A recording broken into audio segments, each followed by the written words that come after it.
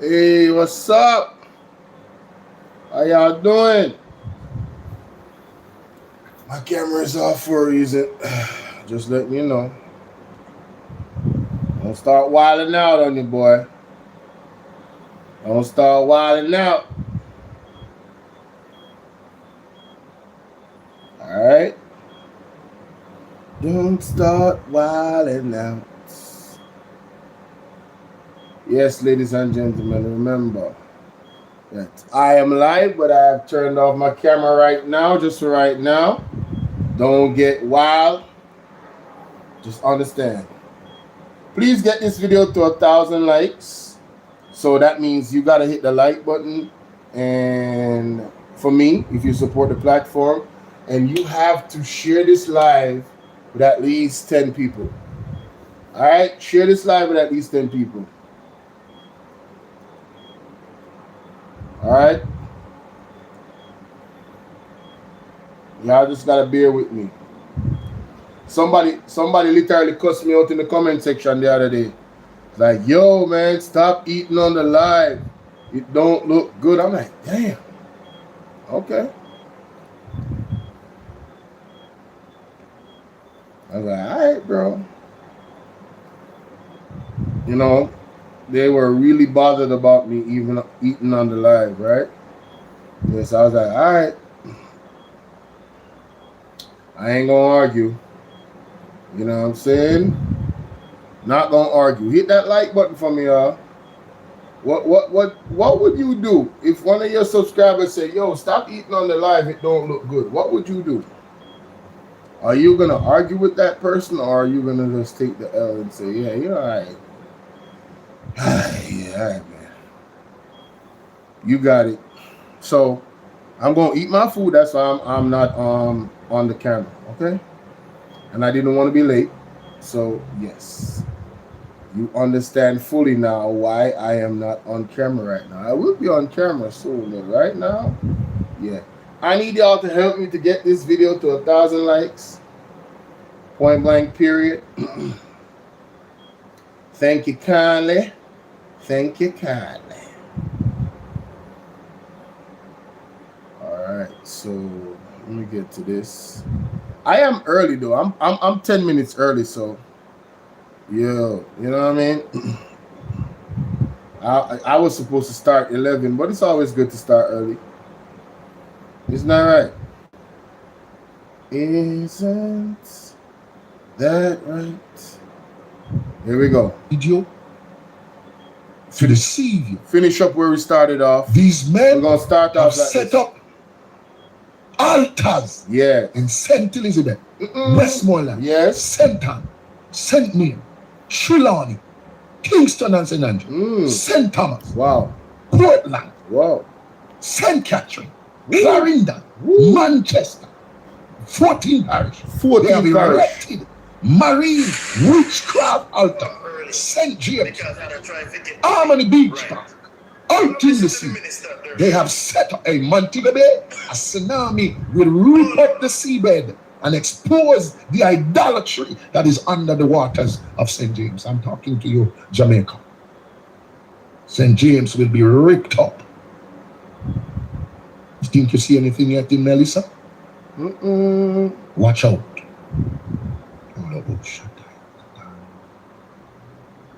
No where will be spared.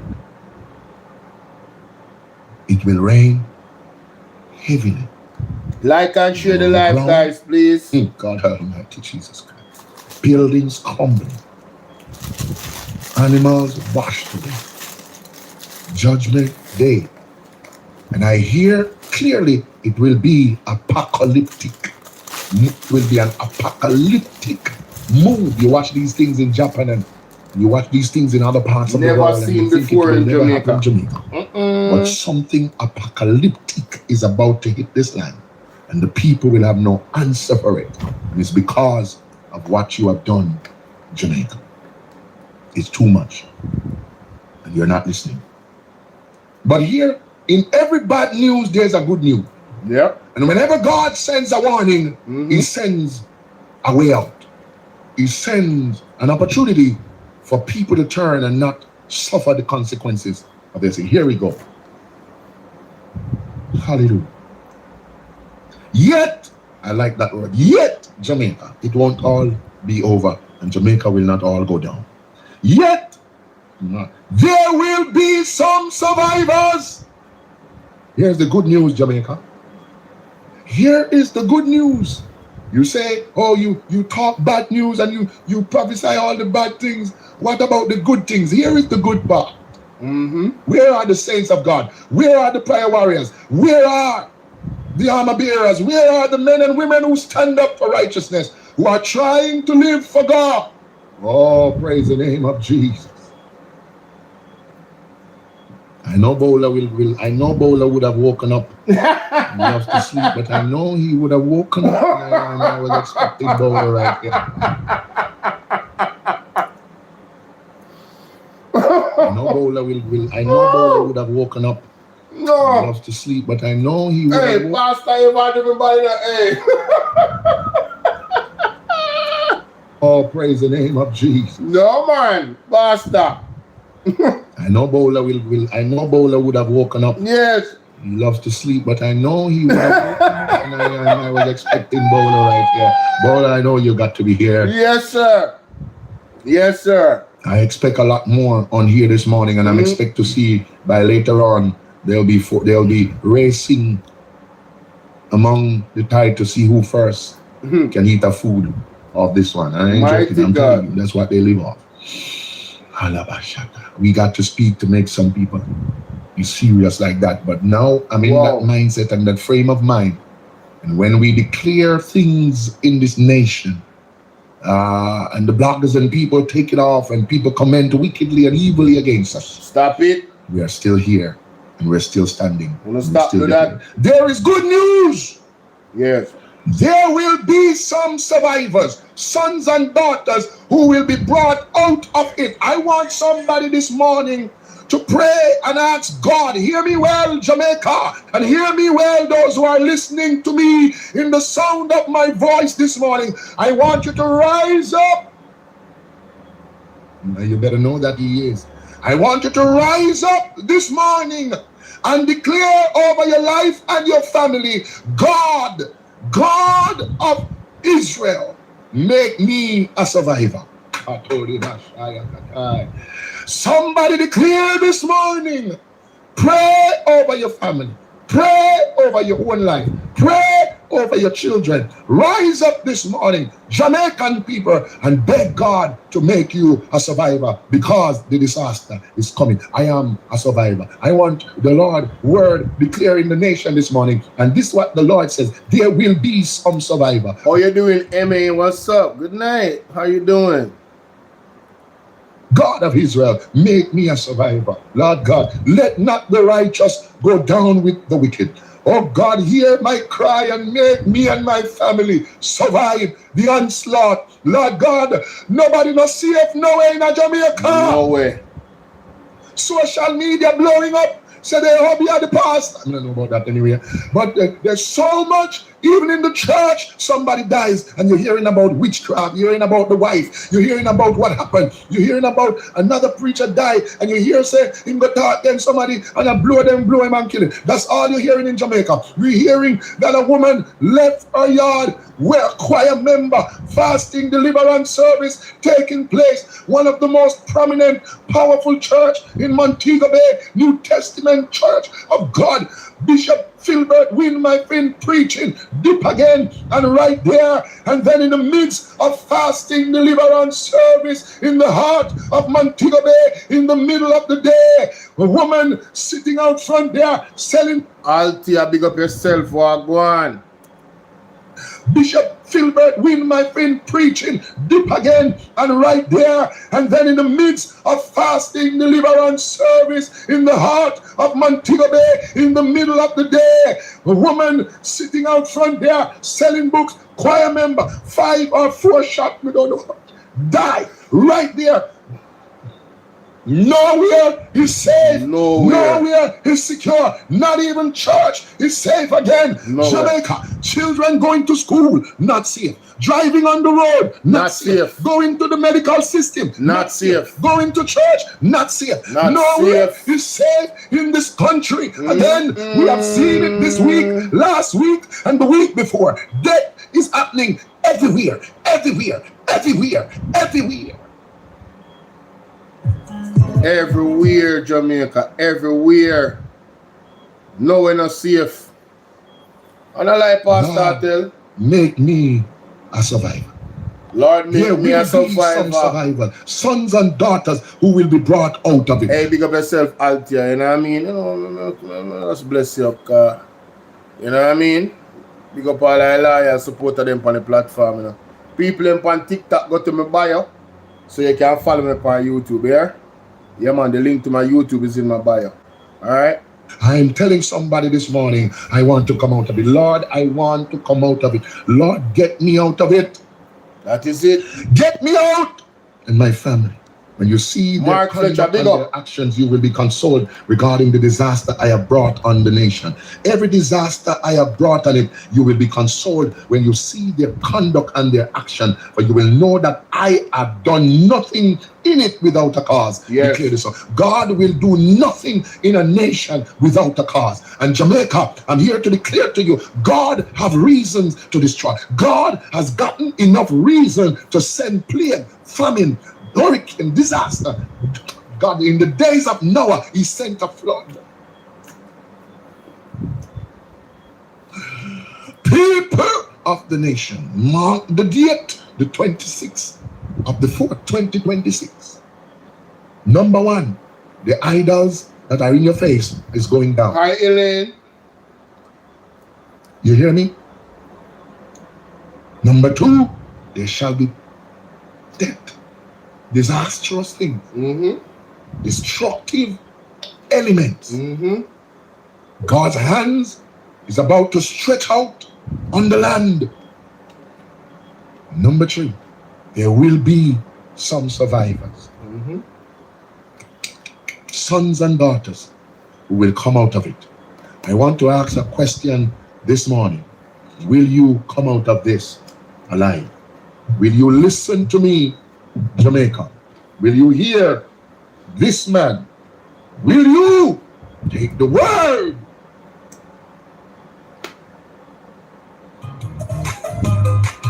Ezekiel, may God have mercy. What is coming? All those who are listening to me in the reach and the sound of my voice, I am taking this opportunity. I don't know if anybody, where's Apostle Marshall Taylor? Are you listening to me? Call me on the line now. Apostle, it's time. John the Apostle is, but if you're on, call the number 1-876-2798, not helping you back. It could be. It was written.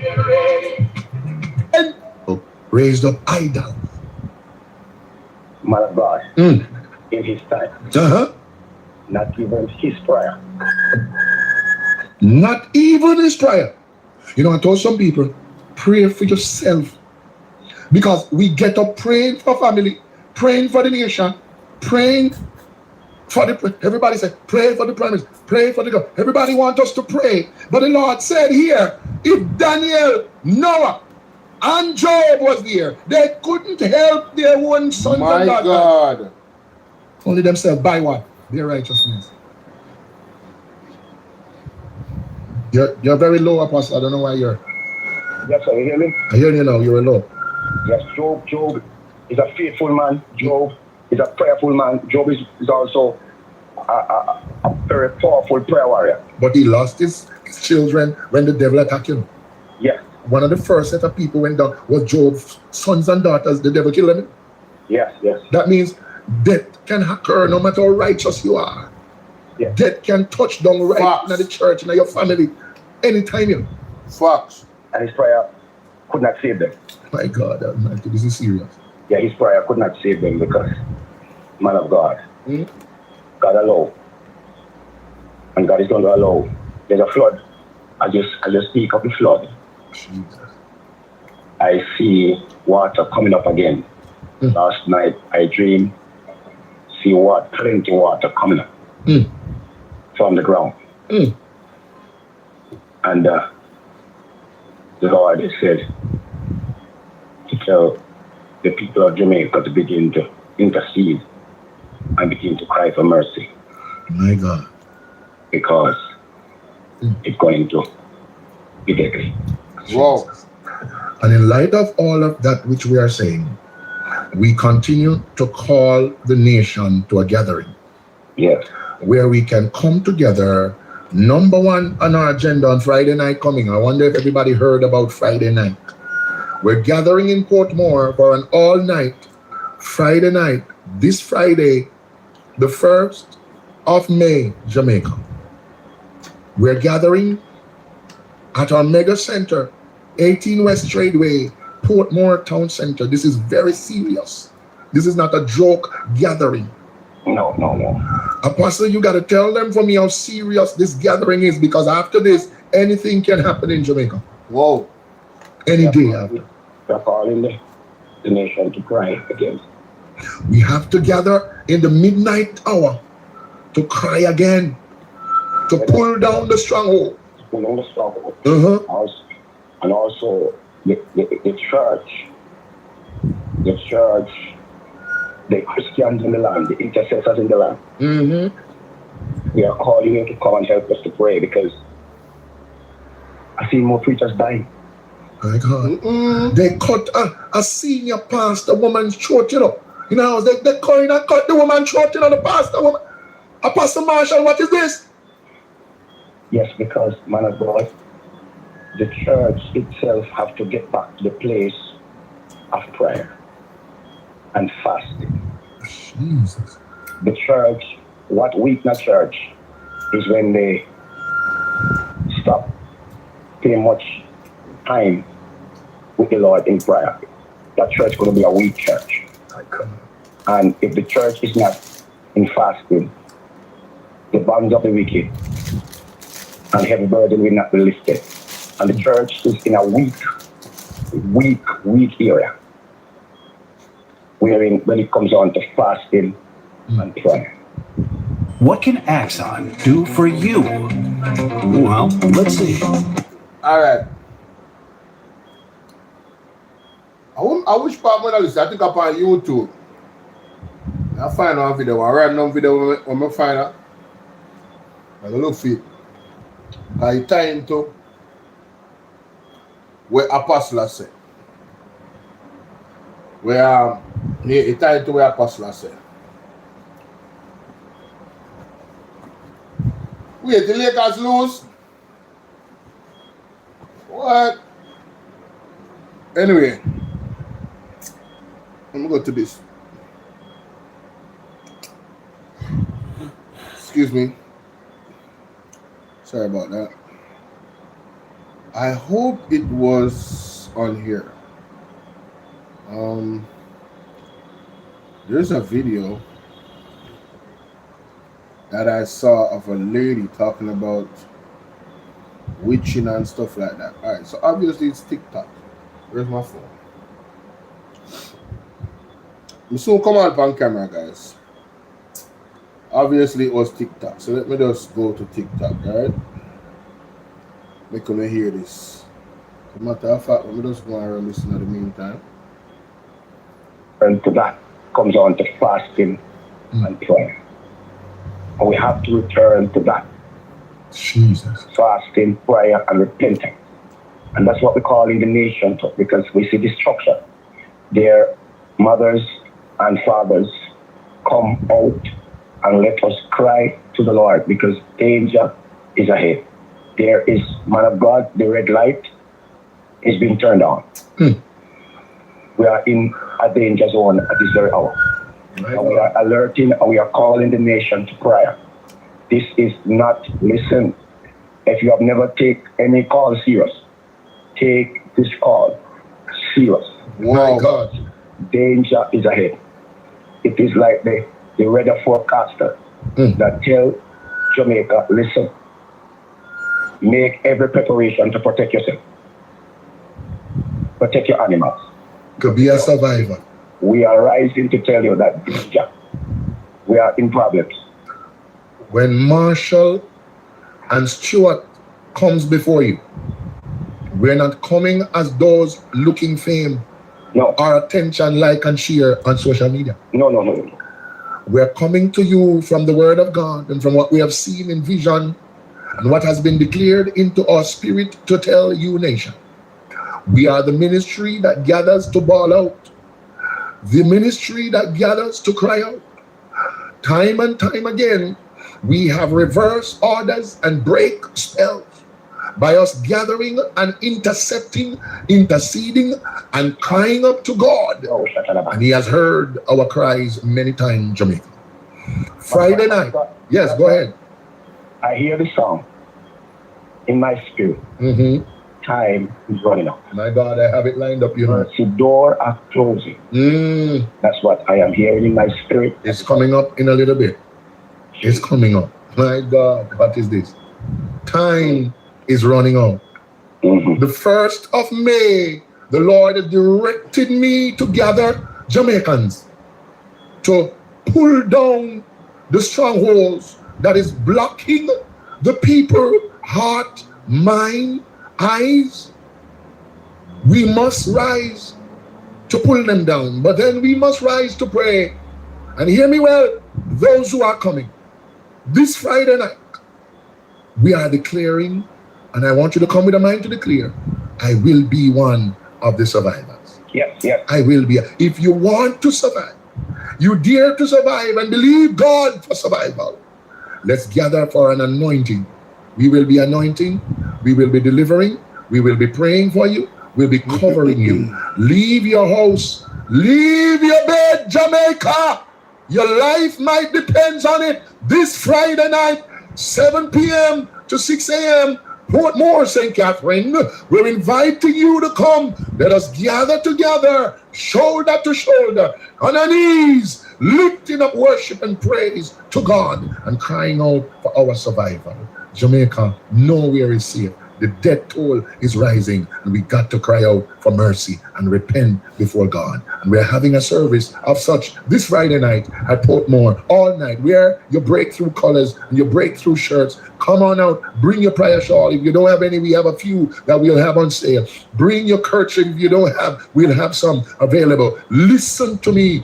Come receive your anointing. It's going to be a move in the midnight hour, Jamaica. And we're invited you to show up. Kingston, St. Andrew, St. Catherine, Clarendon, Mandeville. The bus will be leaving Mandeville, Clarendon, all over St. Anne. Come up early, make your way. This Friday, find our ministry, 18 West Tradeway, Portmore Town Center. Join us for a divine gathering. May Day. On the 1st of May, Jamaica, it will be May Day. Emergency gathering. This is like you're gathering the emergency crew to prepare for what is coming. Whoa. This I heard Apostle Marshall. This is like we're gathering emergency crew to prepare for what is coming. Yes, sir. This is serious. Wow. I will be a survivor. Apostle, we're not hearing you. Where are you? Hello? Yes, sir. Yes, sir. It's one. It is very serious. I am telling you, because I'm sitting. I'm getting the Lord speak to me. Yeah, right. I feel the Holy Ghost, man of God. I'm getting serious vision. And I want St. Mary to pray and to cover your preachers. St. Mary? Yes. My God. My God. Cover your preachers. St. Mary? Yes. Cover your preachers. I told Panishtown to pray the other day because I see a bishop, beloved major. It happened as I said. Yes, sir. Now you're pointing to St. Mary, man of God. Yes. St. Mary, Apostle, is pointing your direction. Hallelujah. Send me. Jesus. Man of God, not after many days, Jamaica will hear that the blasphemer, false prophet, will be going down. Whoa. Time is running out. That's crazy, bro. And the time has come. He will be struck, and struck hard. Wow. If I be a major prophet of God. Hallelujah. Hallelujah. No voice that opens its mouth to blaspheme against God in this nation must survive to tell the tale. Wow. May fire from heaven come down and devour every deceiver who are deceiving these people to hell. Wow. They must be released to know God for themselves. Wow. And the deceiver must go down. I'm trying to find, like, I was watching this thing earlier tonight, right? And what the girl was saying is this. She was like, listen.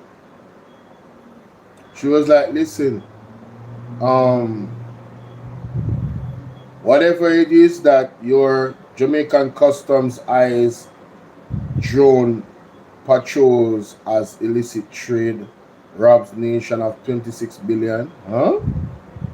What the hell is this? Excuse me. What? What did they talk? I need to read that article. Man shot dead after allegedly pointing gun at police during Spanish Town operation. Yo, man. Yo. I don't know, man. Some of these people that be coming at the police, I'm wondering if they are right in the head. I'm wondering if they're genuinely like, you know what I mean? Like, you really gotta be out your mind. Like, the police in Jamaica right now, bro. You gonna point your gun at the police in Jamaica? Man, they don't need a reason, bro. They don't need a reason to end your life, bro. Like, this is the wrong time for you to point your gun at the police in Jamaica. They do not need a reason. Let me just go and look. I'm just showing you what I'm going. Me there, people. Me there. All right. I am here. But you see, true. Me get. I was. How should I put this? Person probably I watch me right now, but it is what it is. They really said they told me their mind about me eating on the live. So yeah, I'm not eating on the live no more. All right, I am not eating on the live no more, ladies and gentlemen. No sir, not me. Yeah, I'm gonna leave that one alone. Let's go here. Rally. Oh, yeah, man. I've been talking to them. Rally forward for the live early, man. Ease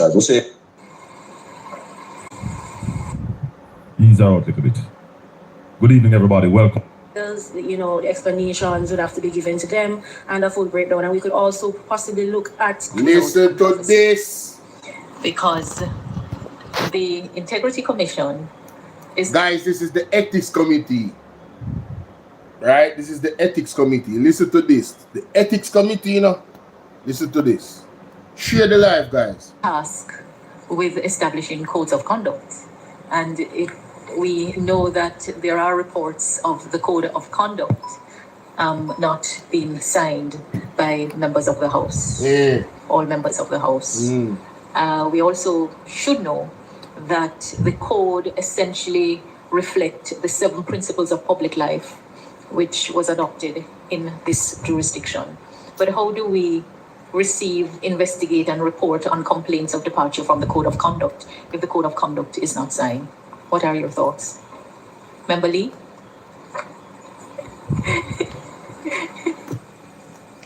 Hey, them know so them not signing in Jamaica. You know how long after 5% talk about this? So none of Jamaica Labour Party member them don't sign the code of conduct. Parliament, what's up? If the code of conduct is not signed, madam, well, I'm thinking in this case we may have to revisit why are the reasons why the code of conduct was not signed by those members. Clearly there are concerns. And I mean, we would have a new set of parliamentarians coming in, because I'm thinking that was before the last general elections. And I think those members would have to also be new members would have to be brought up to speed in terms of what the code entails, you know, the explanations would have to be given to them and a full breakdown. And we could also possibly look at an entire re-engagement with all. Member say, I liberate them here talk about. Make you hear what she said. In this case, we may have to revisit why are the reasons why the code of conduct was not signed by those members. Clearly there are concerns. And I mean, we would have had a new set of parliamentarians coming in, because I'm thinking that was before the last general elections. And I think those members would have to also be brought, new members would have to be brought up to speed in terms of what the code entails, you know, the explanations would have to be given to them, and a full breakdown. And we could also possibly look at an entire re-engagement with all parliamentarians on the code, and then perhaps have the concerns discussed for both new parliamentarians coming in that would need to sign the code, and for those who previously were in parliament that did not sign. And then we could ventilate from that matter, because obviously there are some issues surrounding why older members, meaning members who are not serving as first-term MPs, would have not signed. And in terms of what those issues are, I am not clear. But I would say if there are concerns, then we would need to have that discussion, as well as consider the new MPs. Yes. Yeah. Member Whittle? I do agree with the observation made by Member Lee in terms of first thing to find out the reasons why members did not sign. And then from there we can, make a determination as to how we move forward. So what is clear is that if the code is not signed by members, then the committee would not be able to discharge its duty of receiving, investigating, and reporting on any complaints of departure by members from the code. So, Madam Chair, does this mean what we mentioned earlier, that we would not be able to, bring anyone back to the committee meeting to discuss any matter, that there may be a departure from said code? I think the committee would have to report to the House and inquire what is the status of the political code of conduct, and what are the reasons for the non-signature by members, and a discussion be had around that. But I think what currently obtains would make it difficult for the committee to discharge its duties unless the matter of the political code of conduct is interrogated. Yes? Member Lee, you're not, please go on, Mike. No, I was just trying to get some clarity, Chair, that so it's a situation where unless everyone agrees to the code of conduct, then you're saying it cannot be applied to the committee. Well, I think this is a matter that we will have to, this is a matter that we will have to discuss and seek some regularization around. What is the status of the political code of conduct? We know that let me just pull up. Just give me a minute. Hold on. Cartoons make complex ideas.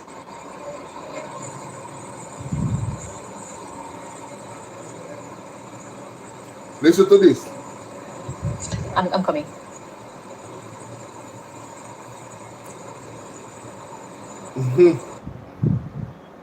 Let it bring what in what? The Act stipulates, all right. Beth, what's up, Beth? All right, so we know that Jamaica, you see the code of conduct, the leadership code of conduct, and there's two different things, and one of them are mixed up. As a matter of fact, best person is to explain it, I will write it down. Let me go there. Make sure someone subscribe to Colin Bell, and make sure someone subscribe to Will Rattigan. Alright? Alright. Now some always I'll give credit to credit is due. You see me? And my submission, Best way to go. The member, that the member is a member of the parliament, and so that is committee, for the committee to interrogate the matter and seek some clarification on the responses. Other members?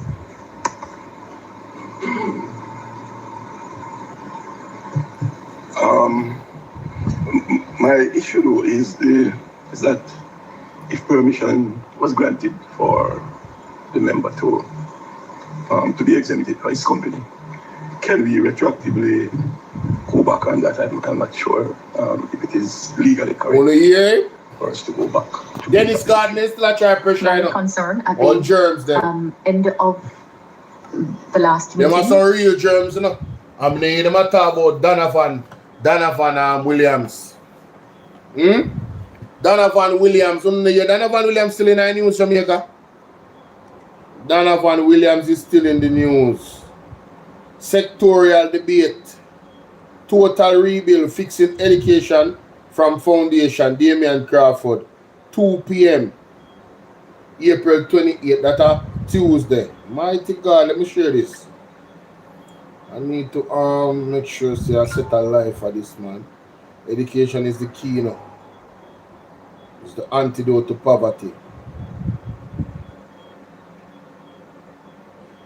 Yo, Tufton, listen to me, man. Yeah, Jamaica, when I rock with this, after all the evidence that we see, yeah, Tufton, Jamaica must reject anti-vax argument at all costs. Hey, Tufton, me say if I was God, you know, man, I would have just visited, you know. Hey, brat, you hear them something, yeah? You hear them something, yeah? Me say if I was God, Tufton would have visited. Hey, you see all you? You see all you? You are a real bagger minister, you know. You have to go away, you know. All of the country, they might ban them something there. From in the pandemic. And here you come talking about they must do what at all costs. Go away, man. He's a devil. He's a devil, brother. Can't wait for that deal with them to blows and skirt. At least I can wait. I am waiting. Forgot to deal with you now. Terrible no blows about Jamaica must reject anti-vax. Scoop on you too. Eh? People still listen to Tufton. People who still listen to Christopher Tufton. You know, forgot when Tufton in a pandemic tell the people them say if they want water, then if you take the joke, he must sell out. That me I tell you, blood upon his hands. You can't steal it. Christopher Tufton has sell out, brother. Based on the responses that were given Think for yourself, read for yourself. I think the committee made a certain recommendation. I don't listen to blows and skirt. What I understand Member Cuthbert Flynn to have said was that it appears that there is discrepancy and inaccuracy in those responses given. So, I understand. I understand that, but I don't know if the committee can reverse a decision that was made by the House itself. So it would be a matter that would have to go before the House. Right. You're muted, Provost. You're muted. Let me just say this gentleman, I don't know this gentleman, but he's onto something. He's essentially, if you remember people, Dennis Gordon and Jack Den, or Dennis Gordon, yeah. He got approval for the exemption from the Ethics Committee and the Parliament. They said, yes, you have declared you're doing business with the government and it's okay. Fine. The Minister, Julia Cuthbert Flynn, she said, well, based on additional information since the approval, we don't believe that he gave us truthful answers. There are some contradictions between what he said to us as a committee and what was said elsewhere. So we need to go back. We need to bring him back here and ask him a whole bunch of questions. And this gentleman is saying, well, once the Parliament has approved it, I don't think you can just drag him back. I don't think you can do that. Well, the answer is right here. You can't do it. Hold on. Let me remove. Here's the answer right here.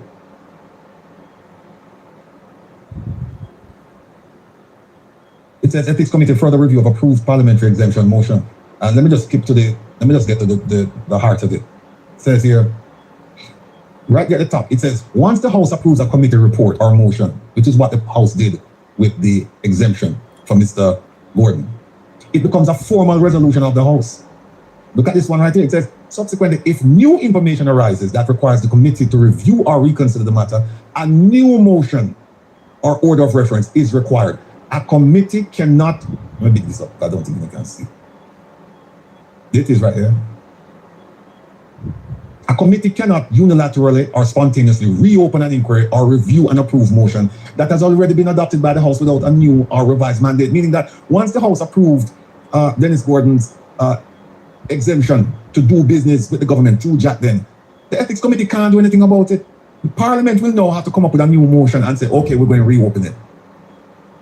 And they give you one of the exceptions right here. They said they said in the case of a recommittal, if the House has not yet made a final decision, but the report has been tabled, it can be referred back to the committee for further consideration. However, once the House has formally adopted the report, that's it. And in this case, the House formally adopted the report. Oh, so when they can't touch Dennis God. Dang.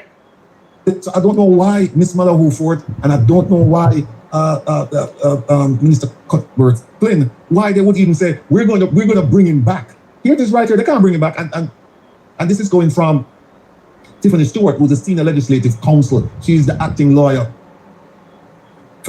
in a parliament, and it's going to who? The clerk of the Houses of Parliament, Colleen Lowe, and it's about that. So I don't know why they didn't seek advice from these people before they pass resolution saying that they're going to bring him back. Let me see. This is which one is? Where is it? Is this two, Kevin? Hold on a second. Then. Let me just. Go 3. Let me see. 3. All right. Let me put this up. 3 you just played. 3 I just played. One the 3 that you played. Let me see them up. All right. So I'm just looking on the standing orders relating to bringing someone before the committee. So if we're to summon any witnesses, the committee shall supply the name, residence, occupation of every such the chairman of every such witness to the clerk of the parliament at least. No, where them find these people from? Because here's the thing. You have to establish essentially jurisdiction that you can bring the person in front of the committee a second time. Once you have established that and it's approved and it's agreed upon, then what she's reading now would make sense. That is okay. Now you can call witnesses, you can reach out, you can get documents. Essentially, discovery process. You can get documents. You can question people, depositions. You can do all of those things. But first, you have to have the authority to have the person come back. And I don't know what's going on here. Days before his evidence is required, the clerk shall then, subject to the discretion of the speaker, summon every such witness on behalf of the House. I believe this is the standing order that would be relevant. Okay.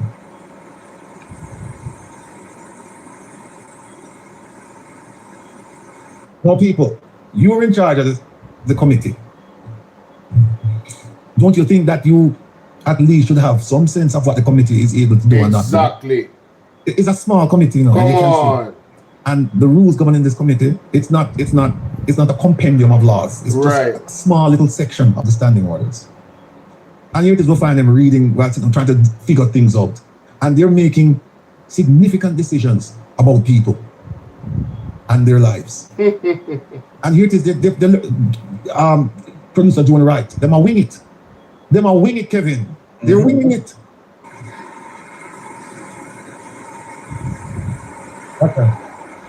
Right.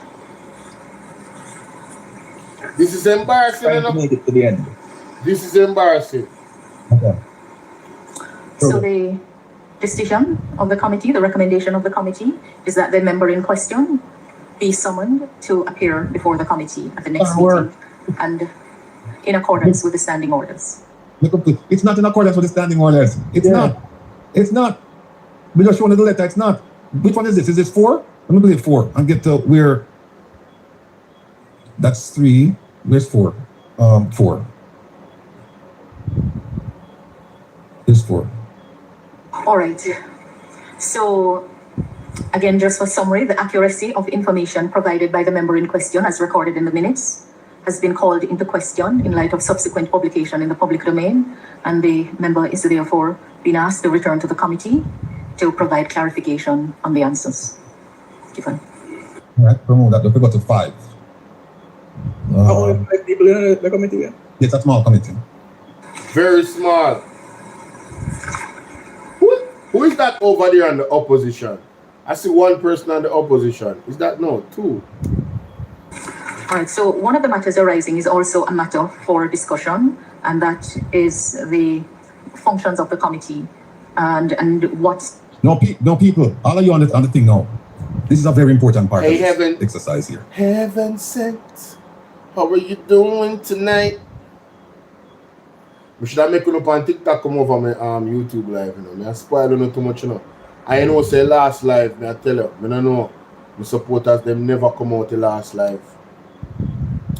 No, me not tell no lie. My supporters, them never wanna treat me bad in the last live, Jamaica. Wanna treat me bad. Can't believe. My supporters, my side. Wanna treat me so bad in the last live on TikTok. No, you see YouTube now. Wanna treat me bad regular. Let me say that. YouTube wanna treat me bad regular. Yeah, man. Regular wanna treat me bad. I'm not telling you that. It's like me, I feel big with to hit the like button. 100 person watching the live, and I have 15 likes. I say, what? Are you telling me that I have 85 persons that is new to the platform, and that the people that are in my WhatsApp channel, they don't check the WhatsApp channel to see when and the people that are in my group, 200 plus people, you're telling me that none of them is hitting the like button? Yo, the like button is so easy to hit when you're watching from your phone, right? It's easier on your computer on YouTube, but at the top here, you see the amount of people watching, and there's a thumbs up button right at the top of the screen right here. I don't see why there's any reason that you guys are not liking the video. I don't, yeah.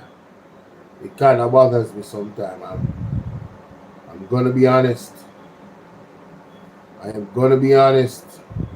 And it's not like TikTok. TikTok has to work harder. Like TikTok, they have to be beating up the screen for me to get to 50,000 likes.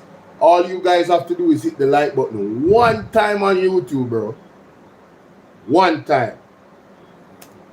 This is a very important part of it. Do not leave.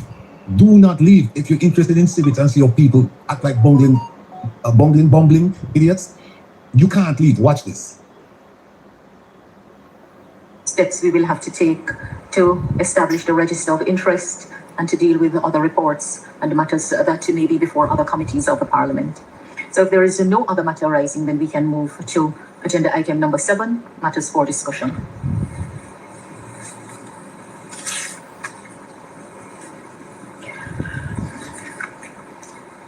The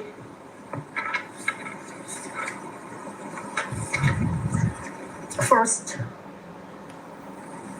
so the duty of the committee set out at Standing Order 73EB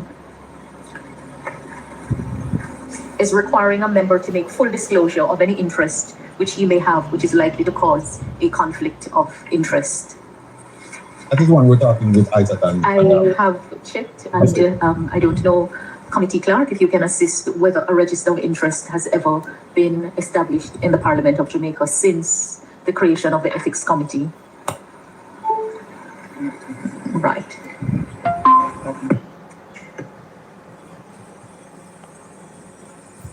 Which one is it? This is 5, right? All right, let me go to 6. All right, colleagues. At the last meeting, I indicated that if we are to observe the standing orders, it's going to really take us in territory that we have not fully operated in the past. The functions of the committee says receiving, investigating, and reporting on any complaints of departure by members from the political code of conduct. Tell me. No, you see, she start grin that sheepish grin because she knows what's coming next. She knows what's coming next. You hear what she said? She said the Ethics Committee, I'll read it to you, 73A, it's right here. The Ethics Committee shall have the duty of receiving, investigating, and reporting on any complaints of departures by members from the political code of conduct.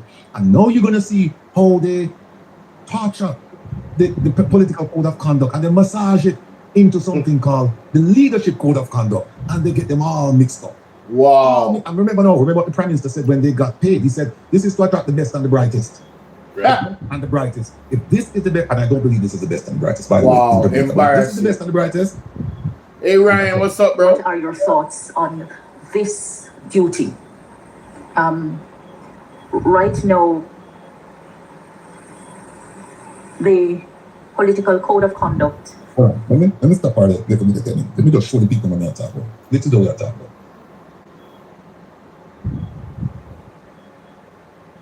This is what we are talking about.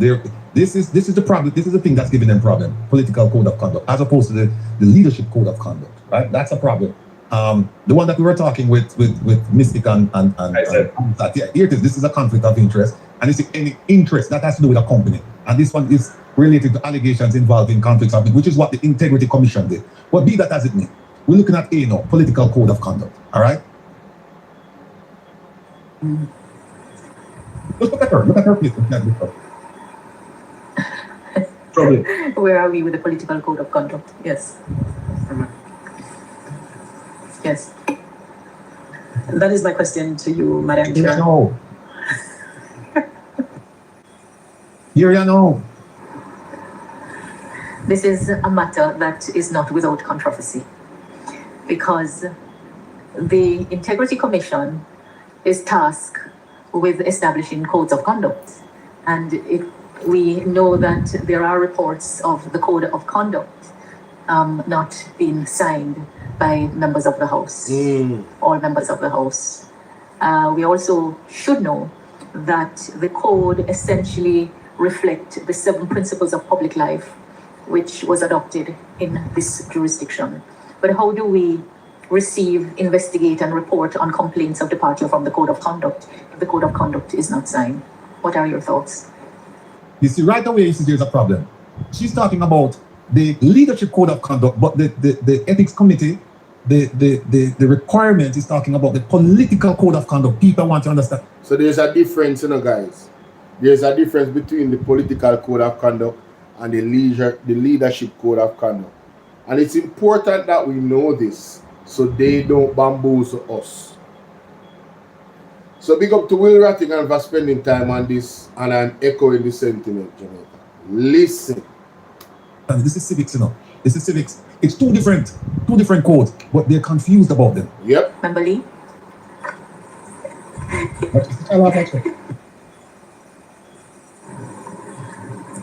If the code of conduct is not signed, Madam, well, I'm thinking in this case we may have to revisit why are the reasons why the code of conduct was not signed. And code of conduct, we don't know which one they're talking about, that it's one coming from the Integrity Commission, and then all of a sudden now it is code of conduct. We don't know which one they're talking about. But the one they're talking about for Parliament is the leadership code of conduct. The one, when you hear political code of conduct, that is for election. I'm going to show you the difference. When you hear that? Political code of conduct is for election. The leadership code of conduct is for parliamentary life overall. As a parliamentarian, your code of conduct when you're actually elected to represent. So one is when you're campaigning to be elected, and the other one is for when you're actually elected. Get it? Those members, clearly there are concerns. And I mean, we would have had a new set of parliamentarians coming in, because I'm thinking that was before the last general elections. And I think those members would have to also be brought, new members would have to be brought up to speed in terms of what the code entails, the explanations would have to be given to them, and a full breakdown. And we could also possibly look at an entire re-engagement with all parliamentarians on the code, and then perhaps have the concerns discussed for both new parliamentarians coming in that would need to sign the code, and for those who previously were in parliament that did not sign. And then we could ventilate from that matter, because obviously there are some issues surrounding why older members, meaning members who are not serving as first-term MPs, would have not signed. And in terms of what those issues... You see, she's talking about the leadership code, the one that the government didn't sign. Yeah. But the ethics committee, they're referring to the political code of conduct. But it's interesting to see what's going to happen now. Just I want to watch the faces. They're very uncomfortable discussing this topic because they realize that there are some problems. Yep. Especially Cuthbert Flynn. Clarity is one of the big problems. You're absolutely correct. Listen to this. I am not clear, but I would say if there are concerns, then we would need to have that discussion, as well as consider the new MPs. Yes. Yeah. We don't? I do agree with the observation made by Member Lee in terms of first thing to find out the reasons why members did not sign, and then from there we can make a determination as to how we move forward. So what is clear is that If the code is not signed by members, then the committee would not be able to discharge its duty of receiving, investigating, and reporting on any complaints of departure by members from the code. So, Madam Chair, does this mean what we mentioned earlier, that we would not be able to, you know, bring anyone back to the committee meeting to discuss any matter, that there may be a departure from said code? I think the committee would have to report to the House and inquire what is the status of the political code of conduct and what are the reasons for the non-signature. So, can you imagine the chairman of the ethics committee, right? And it's gonna come up, but I'm saying, before it comes up, can you imagine the chairman of the ethics committee holding somebody to the actual principles of the leadership code of conduct, but they didn't sign it? How can you be the judge of the law when you don't follow the law? This is the conundrum that they have found themselves in, you know. Marlin Malawu Fort especially, you know. Listen. My members, and a discussion be had around that. But I think what currently obtains would make it difficult for the committee to discharge its duties unless the matter of the political code of conduct is interrogated. Yeah? You don't have to. Member Lee, you know, please go on, Mike. No, I was just trying to get some clarity, Chair, that so it's a situation where unless everyone agrees to the code of conduct, then you're saying it cannot be applied to the committee. Well, I think this is a matter that we will have to, this is a matter that we will have to discuss and seek some regularization around. What is the status of the political code of conduct? We know that let me just pull up. Just give me a minute. Big up yourself, Chaka. Big up yourself, big up yourself. So, just a minute. Blind leading the blind.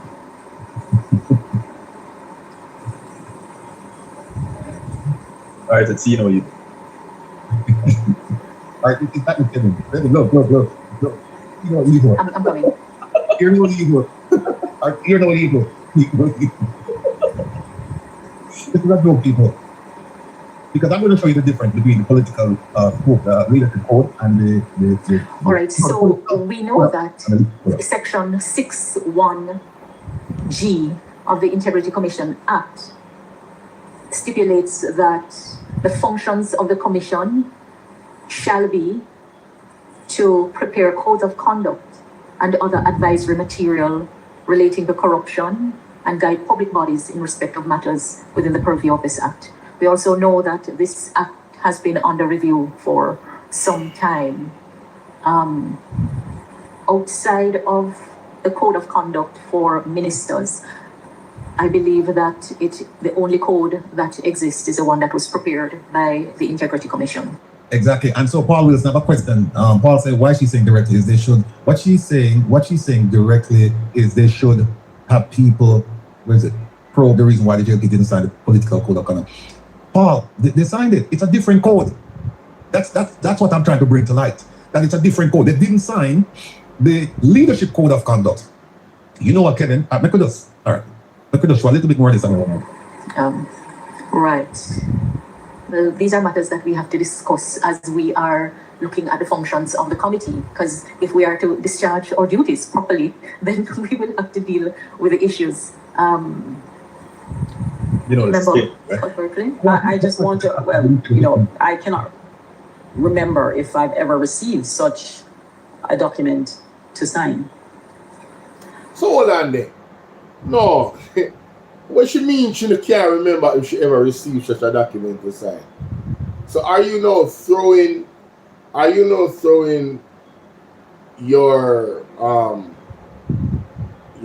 leader under the bus, Andrew Willis? Because as far as I understand, you know, guys, where the leadership code of conduct is concerned, Mark Golding signed it, but he instructed the Integrity Commission to send it to everybody in his party for them to sign. He's not signing on behalf, meaning he's the sole voice, because he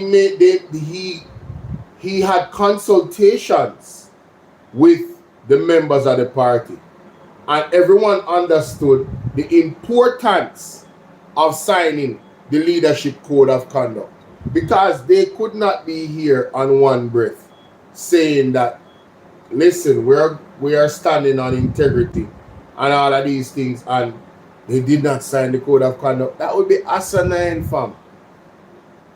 So Mark Golding understood this, or understands this, and of course, you know, yeah, they signed it. Everybody signed it, but the JLP didn't sign it.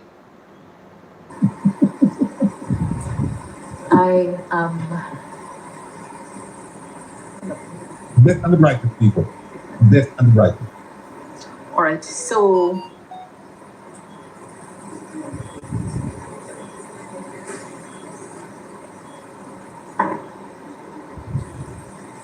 Find the political.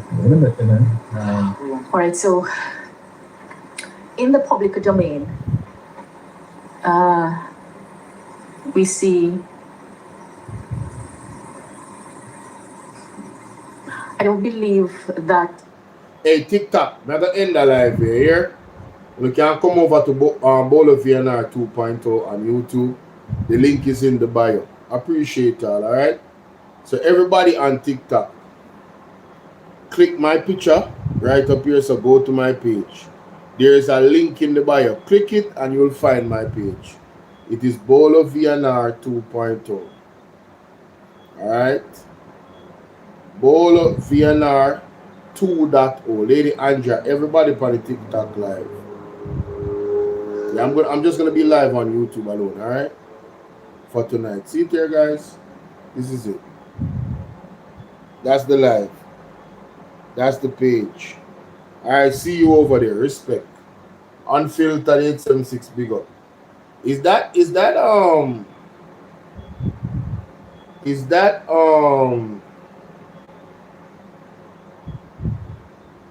live stream on Instagram Sunday? I thought that was Peter Game or Peter Game Ferguson. All right. Yeah, man. Follow me. Come over to my YouTube, TikTok, right here. Right here. Click my face right here. The link is in the bio, okay? That is it. Yeah, I'm just doing it. Black Loki, what's going on, man? I am on TikTok already, Black Loki. Yeah, you didn't know? You need to come over there and, well, they can't drop. What is going on here?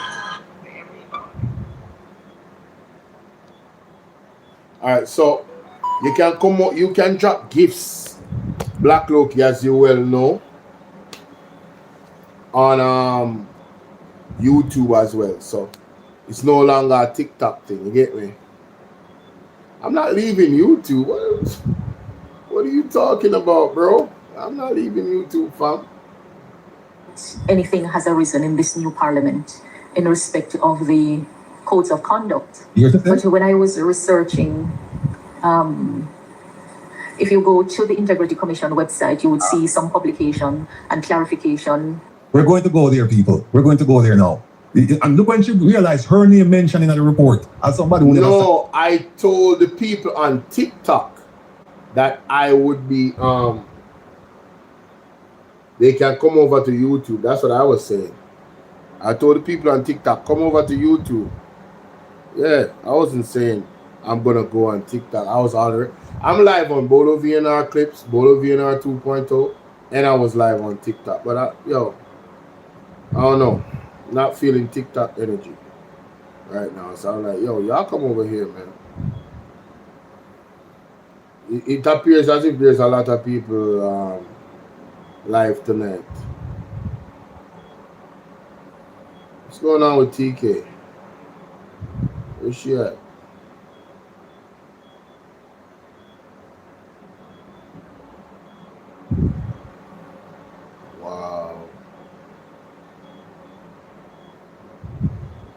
People living in the streets. Look at that.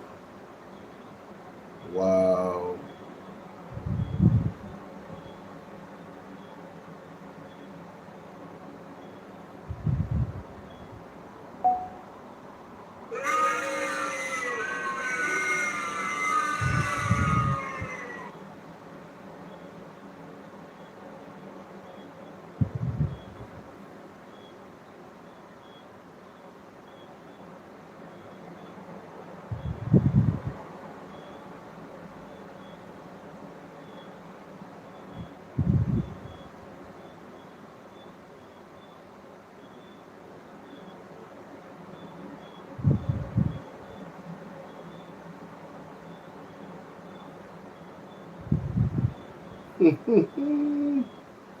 Sorry, guys. Let's continue. And a complaint. Okay. Regarding Integrity Commission's Leadership Code of Conduct, clarification in one matter. I'm even named. You hear that? The chairman of the ethics committee is named as somebody that didn't sign the leadership code of conduct. How embarrassing. Listen again. Code of Conduct, clarification in one matter. I'm even named. So we really Juliet Cuthbert a laugh. need some clarification around the codes of conduct. All right. So the committee would be recommending and reporting to the House. Let us formulate that. Why is it that the People's National Party don't need any clarification, but they do? Why is it that Mark Golding pretty much set his house in order and signed the leadership code of conduct? I have heard them talk about it in their I heard them talk about it on their what do you call it? Their campaign in the elections. Several times I've heard him talk about it. So I don't understand what this is, what they're doing here. Very interested. Recommendation. All right.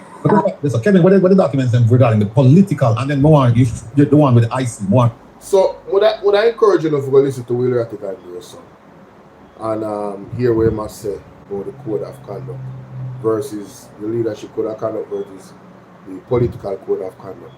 All right. So we definitely have a link up in a few days. Give us an update of how the week closed. We never had a show yesterday morning, so let the people know what went down. All right. So one of the biggest developments was the Naira bill. The whole thing about Naira, which the man them want to get a blank check to spend taxpayers' money. Them 512 billion Jamaican dollars over borrow. They want to spend it without any accountability. So that was one of the biggest things. Mighty God. Straight up, no chaser. Shout out to the man, the myth, the legend. You understand? Mr. Ralston Hyman, ladies and gentlemen. Wow. Next thing was that them heed the prudent advice of not lifting the $450 cap on petroleum prices, because if they do that, all about to inflate the economy more and push it into a deep recession. Bank of Jamaica wanted to mark up 28 billion, them get 41 billion. Bank of Jamaica intervened on the foreign exchange markets with 90 million for people who want to pay for capital goods, raw materials, and spare parts. The man them wanted 105 million. So there were two interventions. First, them come with $40 million, and the man them wanted $105 million. And then Friday, them come back with 50, yeah, and the man them wanted $105 million. So there was an excess demand of foreign exchange of 15 million last week by producers who say CB, Caribbean Broilers, so they invest $1 billion in pork and egg production. So those were the big things last week. But the last one was actually the more fruitful one. Yeah, man. That was the only positive development. Stock market fall for most of the week, particularly the companies that are the manufacturing sector, because people are not going to the real sectors of the economy. Wow. Where did oil end up on the world market? Brent ended up at $104 and West Texas ended up at $94. Brent was $104.50 because the Iranians themselves are attacking with America. Abbas Araghchi, the Iranian foreign minister, he went to Islamabad, then he went to Muscat in Oman, and then he got to Moscow to talk to Putin and Sergei Lavrov. Them said they're not really interested in discussions with America because they can't trust America. last night there was an assassination attempt, or so it is called, on President Trump at the correspondence bar last night. Yeah, I covered that last night. I got that breaking news. That was crazy. Another assassination attempt on Trump. Security them. Yeah. Many people believe it was staged, you know? Yes. Yes. No, Raleigh, with all that have been said, and the war don't seems that we're coming to an end anytime soon. Nope. Where are we now? 9 weeks since the beginning of the war? Yeah, man. And the Jamaican government has not officially communicated to the people of Jamaica on the direction that they will be taking the country through this terrible time. What does that say about this government? So that they have abdicated the responsibility to the people, because every other government in the world have been talking to them people. Up to this morning, the Bank of England said, boy, there's going to be a huge stock market correction in the UK and Europe. It means stock prices are going to fall, and wealth will get destroyed, and people will get poorer. But our government don't seem to believe that they have a responsibility to say anything to the Jamaicans. To the Jamaican people, yeah. What can go so? What kind of governance? Very poor. Pedro Sanchez and all of the left-leaning leaders in the world met recently, and they talked about it. Ursula von der Leyen and the people from Europe meeting in Cyprus last week, and they talked about it. This government is all. So every government in the world is actively in dialogue and communicating with their citizens with each and every update, and taking responsibility to ease the pressure of the citizens of the country. Jamaica pile on the pressure. Say I want slave plantation, them money I run door. Them money I work with the slave master, This government, them is a perfect house slave. Me tell you already, Why, man? So you wonder where them are going? I am a bit nervous, because it is my humble view that at this stage I don't know what to say to the people. Yeah, they don't know what to say. I agree, but if they were properly running the country, they would not watch the world, they would not know what to say to the people. But if you don't know what to say, PJ Patterson says silence cannot be misinterpreted. Precisely. So that is a position, but silence is not adequate at this time. You need communication with the people to give them a sense of direction as to where you're going, and that's why everybody's confused, and that's why everybody's so pessimistic, because they're not getting a direction from the man that wants them around the place. Yeah, you have to be leader and not leader in the most critical time. The man is an utter failure, ladies and gentlemen. No apology. The Jamaica Labour Party is a disgrace. Absolute you mentioned Nara earlier, Ralston. And that is the most scariest thing for me. Because it is and tell me if I am getting this wrong, but I see this as the most blatant attempt by Prime Minister Holness to bring Jamaica into a dictatorship. Marlene Malahou Ford, in her presentation, said Nara, based on how the bill make it out, can create laws. Yep. Nara, as it is said in the bill, can do anything. Yep. And really the man at the helm is not the CEO. It's the minister. It is the Prime Minister. Yes. And therefore, the Prime Minister is working out a situation where he and him alone, not even his cabinet, can intervene when he decide to anything in this circumvent the local authorities, i.e. the parish council. That's right. Circumvent places like NEPA. What kind of bill this? Yeah, well, we find that totally unacceptable. It come out of the Donald Trump playbook, and we can't accept that. We don't have a king in Jamaica, we have a prime minister. So we have to make it clear, so we're not accepting that. So the opposition spoke in Parliament. Marlene from their side also spoke in Parliament. The opposition needs to come on the road and break it down to the people and make them understand. We don't have a king, we have a prime minister which must be held accountable to the people of Jamaica. He's not a king. That's right. I say this to the people of Jamaica and the world. And this is the same argument that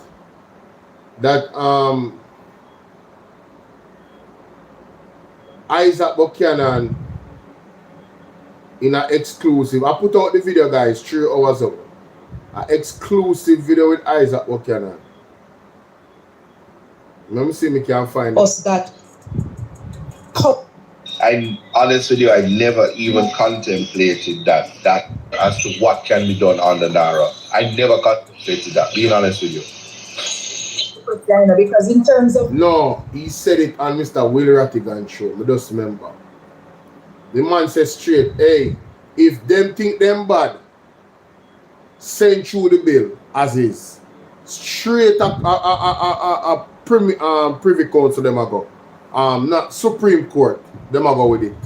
And that the bill they have a pause. Just like how they have a pause the Naira bill, it a got the appeal Supreme Court in Jamaica. And if needs be, it'll go a privy council, but the bill have to go pass. Not going to work in its present form. Them ready. Isaac Buchanan is ready. Isaac Buchanan is ready. There's PMP nothing the opposition can do to stop this bill from becoming law, you know. Precisely. On with the ice. But the what they can do in order to stop it from becoming law is to educate the people and rise up the people so that the people try to hold it back. So it's something to revisit. Right. Because here's what. Andrew business. My lords and my ladies, what are you doing? Argument done. There's nothing the PNP and listen to this. But most importantly, if the bill is going to, in this form, it's going to make Andrew the king of Jamaica, I'm not going to be a part of that. All right, but let's be absolutely clear. If this bill is going to make Andrew the king of Jamaica and the JLP all decide to vote for it, there's nothing the PNP can do. No. In the parliament, because you best believe before the Senate get to dabble with that bill, with the King bill. Yeah, because the Constitution says is being, has been, or is likely to be. So the likely to be is gonna say, oh, we're not depend on King Andrew business. My lords and my ladies, what are you doing? Argument done. Yeah, but the point I'm making is Jamaica only hear what Isaac Buchanan said. Yes, we don't have the numbers in Parliament, but if they big up yourself in a freedom, my vex still coming and get no shirt. Triple XL, my general. Triple XL, I don't understand what you deal with. I don't understand where you deal with. How comes when I get no shirt?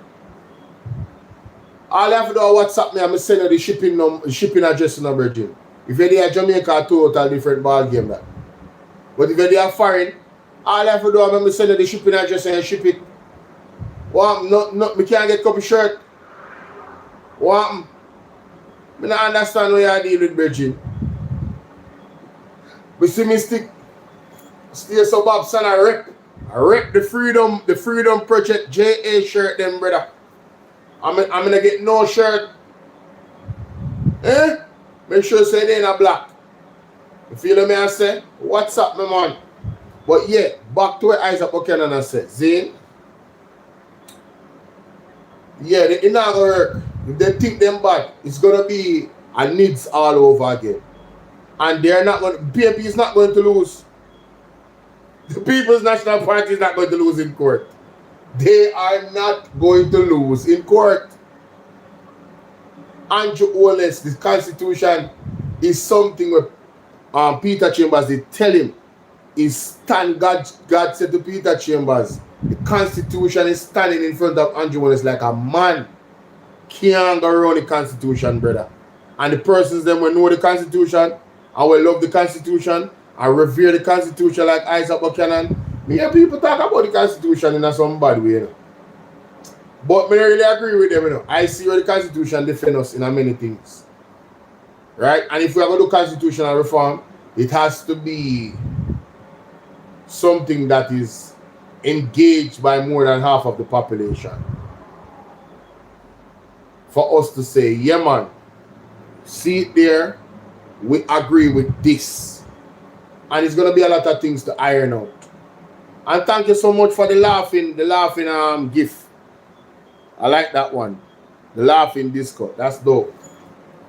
And freedom, you know what I mean? If you can send gift, that means you can become a member. Explore the membership option, alright? Get the emojis. And that goes for everybody that's watching. Become a member. And you can also give persons memberships on BOLO V&R 2.0. All of that stuff is optional right now. The channel has opened up every avenue. It took me a while because I had to get certain numbers because I live in Jamaica. But God bless you guys for subscribing. And here we are. All right? Let's continue. In the Parliament. We can't do nothing. Okay. All right. So the PNP can in the Parliament, that's true. However, in the courts, all right? Government accountable. But if them are going to do it in a Parliament alone, them don't stand a chance. Because the man will outvote them. So they have to depend on people power. So they have a responsibility because most people don't know about what Nara do and what Nara do. Yep, and what is in thing. They have to come out and explain to the people in simple terms what is Nara and the threat posed to the country by Nara. That's the only thing that them can do. But if they just go by parliamentary vote, then can't do nothing about it. No, because all it needs to become law is a simple majority vote in the houses of the parliament, which the government have. So this is scary, very scary. Of course, it is scary. And that is why we are saying that even a day like today, we believe that the opposition will have some broadcast or some meeting where then try and explain that to the people. That can't be just a one-day parliamentary talk and then it just allow it. Well, it is just too important. Meeting. The opposition did have a meeting today. The National Executive Council met in St. Mary today. And there are a lot of views coming out of that meeting. And I am hoping that we will be hearing something significant or seeing some significant movements. Because the Prime Minister of Jamaica has tabled a bill that gives him awesome powers. Sweeping awesome powers. Anything he wants to do. Yeah. Yep. And I'm saying that given his background and given the problems that the country has with his accountability already, we cannot work with that. That's true. Because his track record in terms of accountability is very spotty. Very not good. Yeah. Yeah, man. And so we can't work with that. Today there's a big cloud hanging over his head. Yes. Yeah, man. Yeah. So how will I give a man like that so much power? I will know from research and history that in accounting things spotted. No, we can't work with that. Can't work with that. So whatever inform and rise up the whole Jamaica against that. And what my money we talk about is that the future of our children and grandchildren and great grandchildren. Yeah. More than $500 billion. Yeah, man. That can't work with that. Can't work. Can't work. That will put Jamaica in debt for a very long time. Yeah, man. Long time. Can't work. Cannot work. So the opposition need the support of the public. So they have to come to the public in a simple language and make the people know say, this is why we're against this thing. This is the damage that it is going to do, and this is why we're against it. Yeah. Opposition need help of the public, and the public need help of the opposition in explaining the thing. The opposition back in the 70s accused Michael Manley of wanting to turn Jamaica in a communist country. Remember that rally? Yeah, man. Was there any documentation, anything to prove that Michael Manley had such tendencies? We need no kings. We need a no kings protest. Hey, Putus, you never tell a lie. Althea say yes, hopefully Mark. Hold it. No, listen. I appreciate the calls from Ralstonheimer, but I have no doubt. Listen to me carefully. I have no doubt that what he's asking for, he's going to get from the opposition. I have no doubt, Jamaica. I have absolutely no doubt. Did you guys see, talking this and talking that, did you guys see the video of Juliet Oles, top LABOURITE, burning her out? Want to see it? They tell them to say, no. I know sometimes I put out a lot of videos, like six videos for the day, but trust me, each of them is worth the watch, Jamaica. Because you see the videos, them have the presentation different from when I am doing this. So you get to see the information and everything, right? Here, so you listen to me a dialogue and me a watching and me a, you know, I'm reacting to your comments and stuff like that. You get me? It's a different experience when I go live like this. If I'm being honest with you, the only reason why I'm using this medium to do it like this is because, you know, persons are just not, when I go live, they just don't get the notifications. Like they really don't, they never get notifications. No matter what I do, they never get it. There's no way, I've said it before, if I should just get 10% of my viewers that's on my live, or forget that, 1%. I have 37,000 subscribers. All I need is 1%. I don't think that is that is hard for YouTube to do. Send the notification to 1% of the people randomly that is subscribed to me. They're not doing it. And I know they're not doing it because my lives used to be 500, 700, 1,000 people in the live stream. And, you know, certain things happen at a certain time and it's like I have been targeted because I don't support a certain political party. Yes, that's what I see. You get what I'm saying? Because I've tried everything. Right? But there's one last thing I'm going to try. And I'm going to put it on me and blame me. Why that big chunk of people stop watching the program. Or I don't think that is it. I really don't. Because people tell me that they're not getting the notifications. You feel me? So, listen. Check out the live, guys. Check out the live. That's all I'm saying. Check out the live. Yeah, check out the videos. You remember that rally? Check out the videos. Share the videos. Was there any documentation, anything to prove that Michael Manley had such tendencies? Well, this thing, this is the damage that it is going to do, and this is why we're against it. Yep. Opposition need help for the public, and the public need help for the opposition. Explain anything. The opposition back in the 70s accused Michael Manley of wanting to turn Jamaica in a communist country. Remember that rally? Was there any documentation, anything to prove that Michael Manley had such tendencies? No, it was just political propaganda. It was just propaganda. Yep. But Michael Manley was very democratic, more democratic than this government that we have right now. Wow. But I will say it here. I will say it here. That here is a document. It is now documented. Yes. That Andrew Holness is a dictator. Of course. Yeah, hey, Mr. Marie Colin Bellina, man. Hey, brother, listen to me. The amount of things that happen simultaneously, ladies and gentlemen, in this country.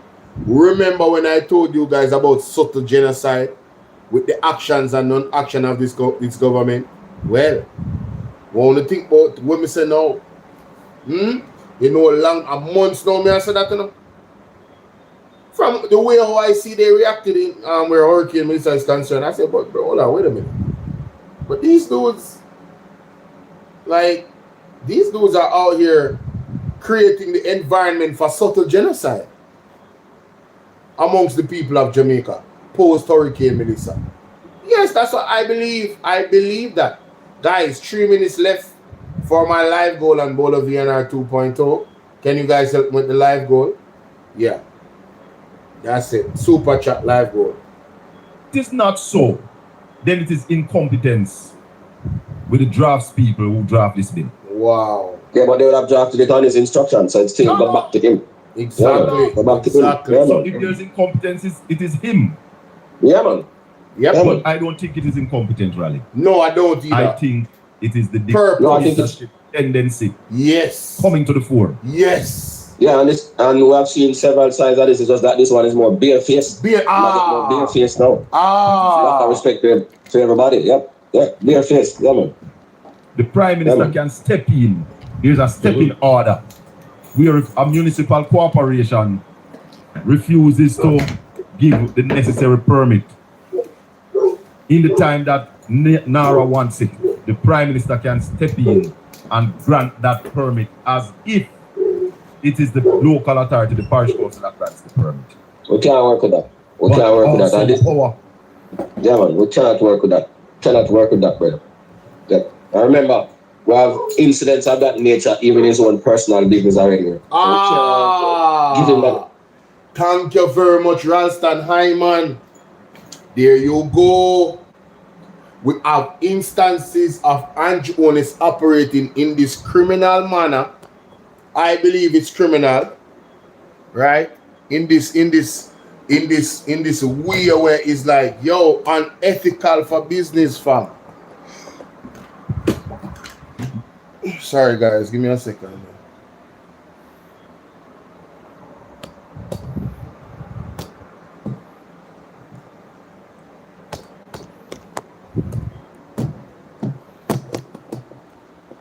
Yo, I don't like this thing, bro. What the hell is this thing? Oh, Jesus. Sorry about that, guys. Sure. Ah! Alright, what is going on?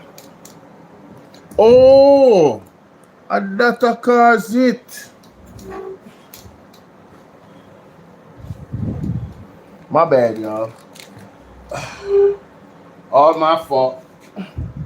Come here and say, yo. Oh, me and say thing. And something like it, I block it. You know what I mean? No, I know.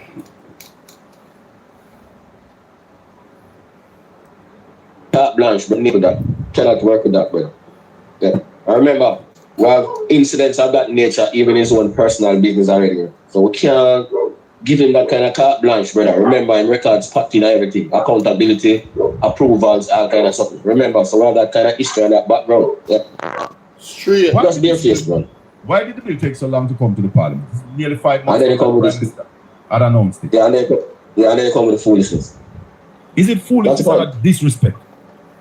Both of them are a combination of foolishness and disrespect. Because a foolish bill, and there's a big disrespect to believe they can go to the parliament and get something like that through the parliament and people have a problem with it.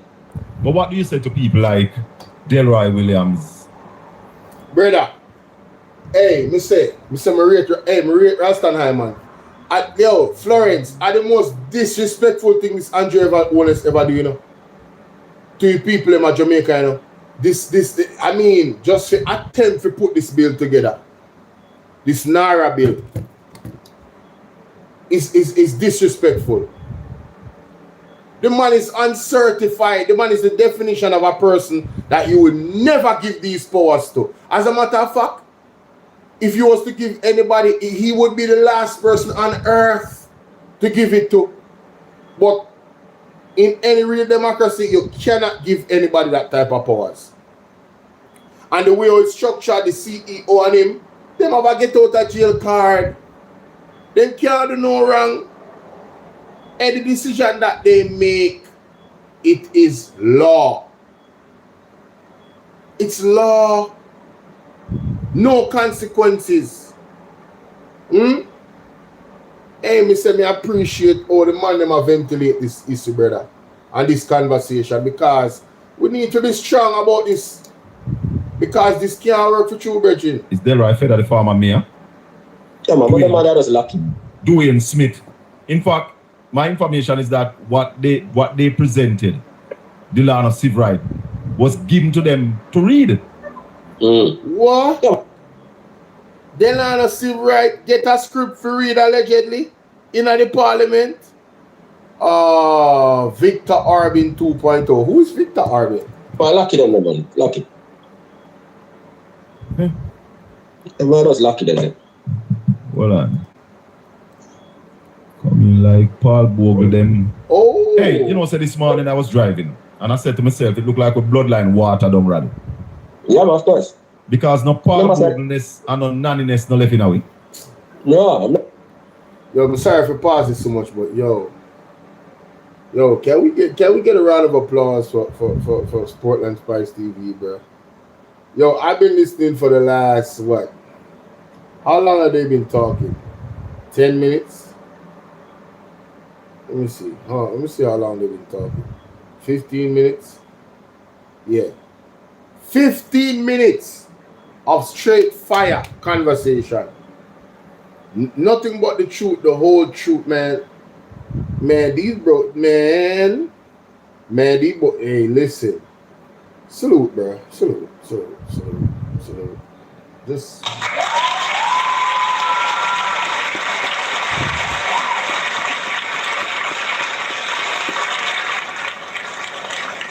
All right, so who's Victor Orban? Victor Orban is the Hungarian lawyer and politician who has served as Prime Minister of Hungary since 2010, having previously held office from 1998 to 2002. He has also been the president of Fidesz a Christian nationalist and far-right political party. Okay.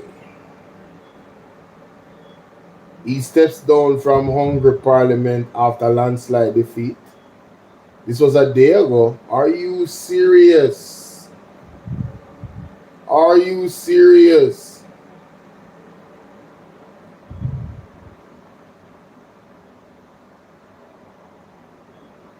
So he said he will not take up his seat in Parliament after his party was defeated in a landslide that ended his 16-year rule. I am now needed not in Parliament, but in the reorganization of the patriotic movement, he said in a video statement released on social media after Saturday evening, despite his nationalist party Fidesz going from 135 seats to 52. Damn, Laura, what's up? So this guy, Victor Orbán, he lost. Jesus. He lost 83 seats. 83. And people telling me that I was not hopeful for the PMP to whoop. They whooped them on September 3rd. Man, listen. Nobody can tell me nothing. Like, I believe, in all honesty, the PMP literally won 40 seats. Yeah, I believe the PMP won 40 seats. And I believe they was robbed of, let me see. How much them get? 28? They were robbed 12 seats. I believe the PMP was robbed 12 seats. Yeah, man. Seriously. I mean, can call out the name of the people that I think get robbed to. Without fear or favor. Juliet Ole's seat, I feel so they robbed the PMP. First one panelist. Andrew Ole's seat too. First A and B, then two people. Paul Patmore, third. Zane, oh my girl name? PNP YO head. Oh my goodness. My apologies. Wanna help me out, guys. Laura, you good? What's your name? St. Elizabeth. St. Elizabeth. Brownstone. What's your name again? I soon telling you. I soon telling you Jamaica. I'm going to the pictures of all the candidates. Gabriella Morris. So, Andrew Wallace, in wife. Gabriella Morris. And yeah, Gabby, thank you. And my lady there from St. Elizabeth with them, with the bag of rubber go on. What's your name again?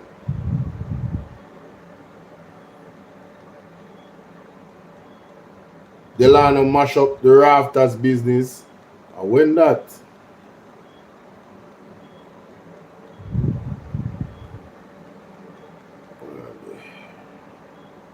Let me go through them picture here. The photo here. I'm going to find what it is there. Trust and believe. So let me find these names of all the candidates and then we scroll from this. Here we go. Perfect. Here we go. So these are all the candidates, right? Oh,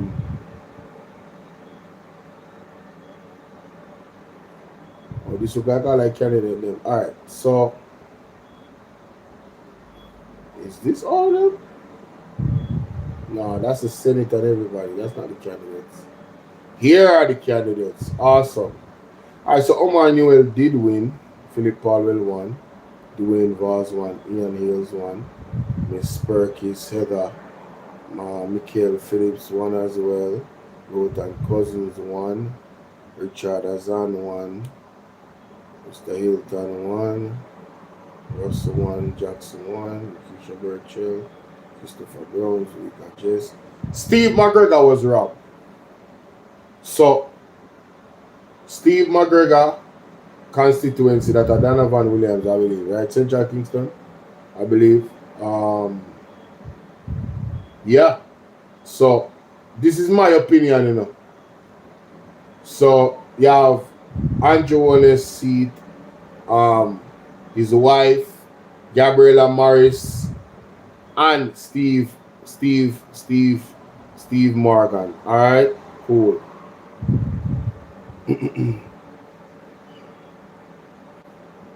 Tell it who else nobody used to them rob. So that are 4. I believe there was never a real I believe there was never a real democratic process in Janice Allen's seat. So I believe she was robbed as well. So that's 5. Alright, I'm telling you straight up. Straight up, no tracer, ladies and gentlemen. This is my belief. People can feel how they want to feel. This is my belief, right? Who else? Where are all the pictures of everybody? All the candidates. What's going on? They had the pictures of everybody up here at one point. Here we go. Here's more of them. Miss Miranda Wellington, 6. Undoubtedly was robbed, in my opinion. Undoubtedly was robbed, in my opinion. Understand?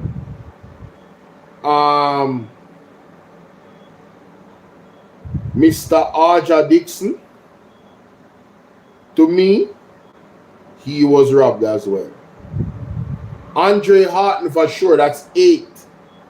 Andre Harton for sure, in my opinion, was robbed in the election. We're going through it, you know. Zane, who else is here now?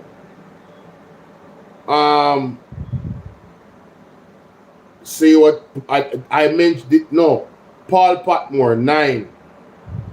You know who else was robbed? Stacey Knight, 10. Jamaica, I'm telling you something. I say nobody can fix me.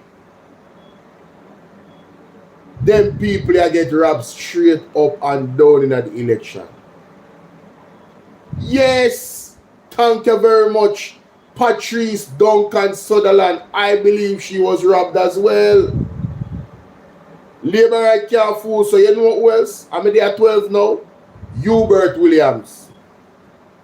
I don't believe the democratic process was done in that constituency, so I believe he was robbed too.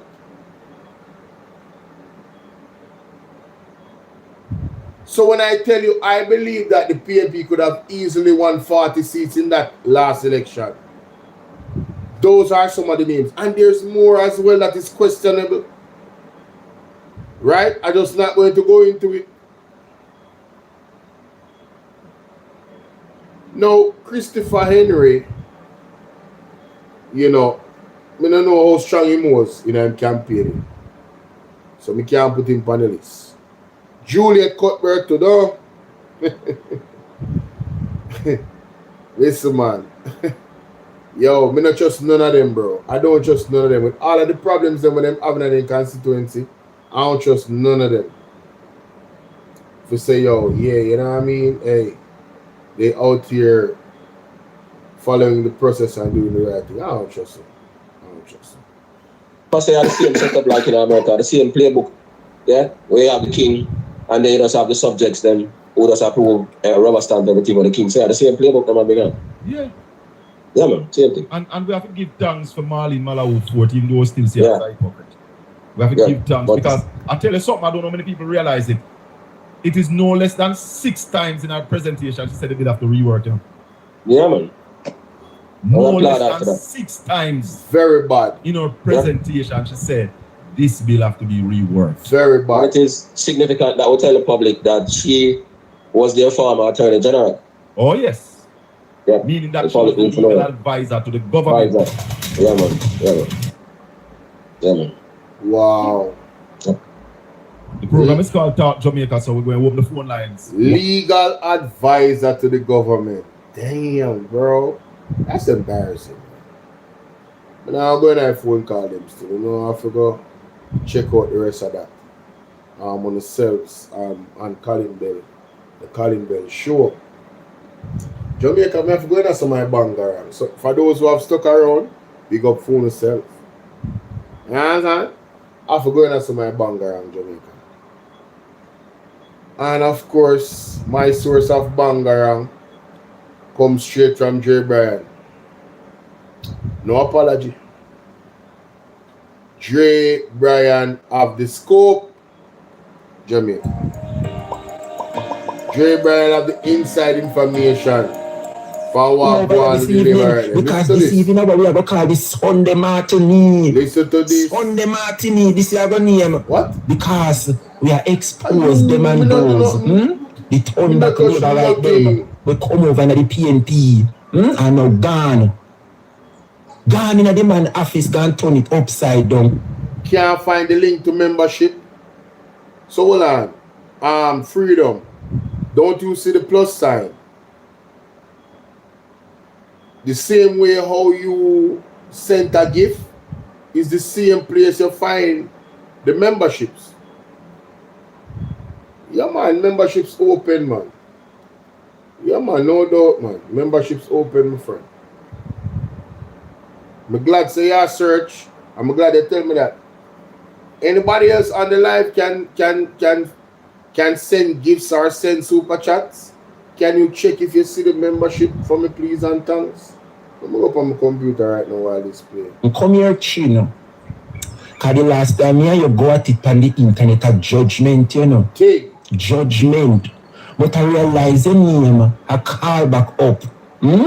As a PNP, you take up yourself, guarding the people, them Labour Party, and turn it upside down. Remember, say, Info Media no like you, you know. And that of one reason make Info reach out to me and sync the whole WhatsApp group. Yeah, see, that me make sure I ask Info, you know. Me make sure I ask Info and him give me the go ahead. Info say he would be happy if me talk about it.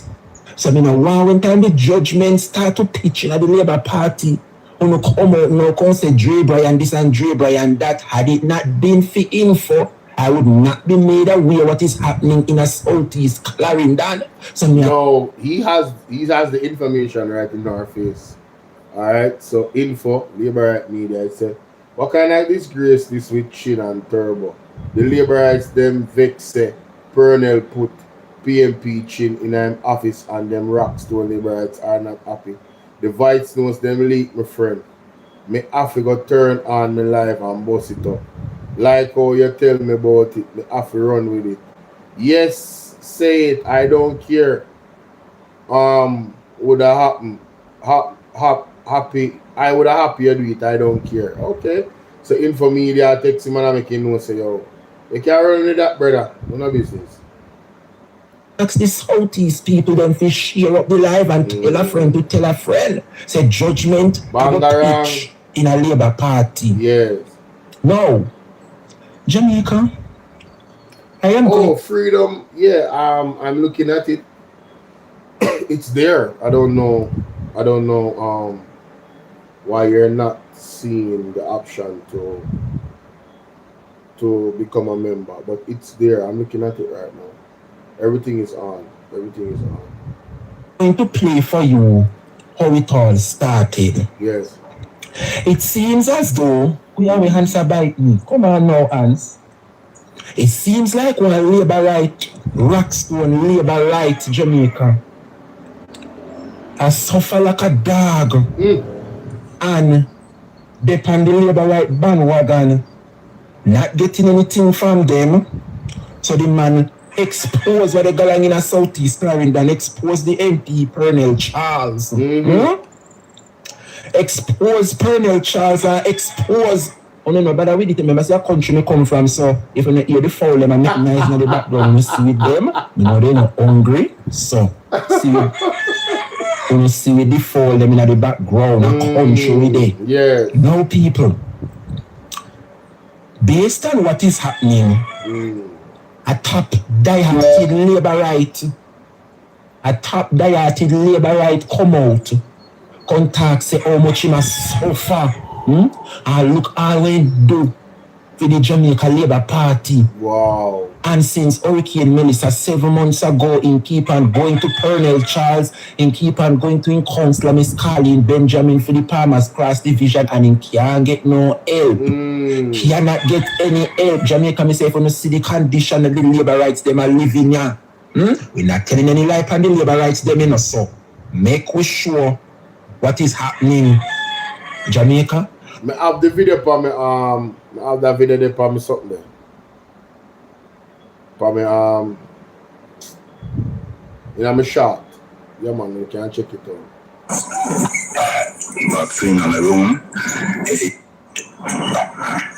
Not only could come apart to labor right, a big labor right. And at them condition, I'm here for live after. My God. Going to the next room. See? Walk it again. The water set. The next one again. Full of water. From the rain. Up in our house stop. See the zinc them or the zinc them stay. Clearly. Hey.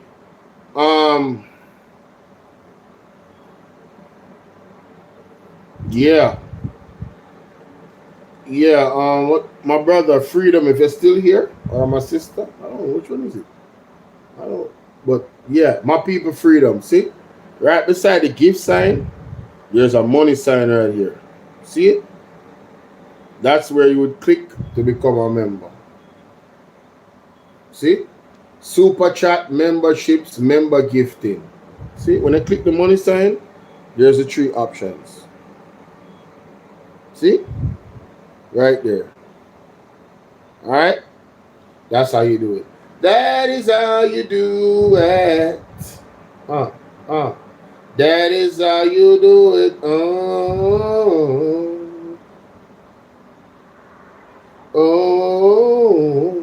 Oh, you can send up to 500 USD on YouTube? Boy, if I see somebody send me $500 super chat, I'm going to be like,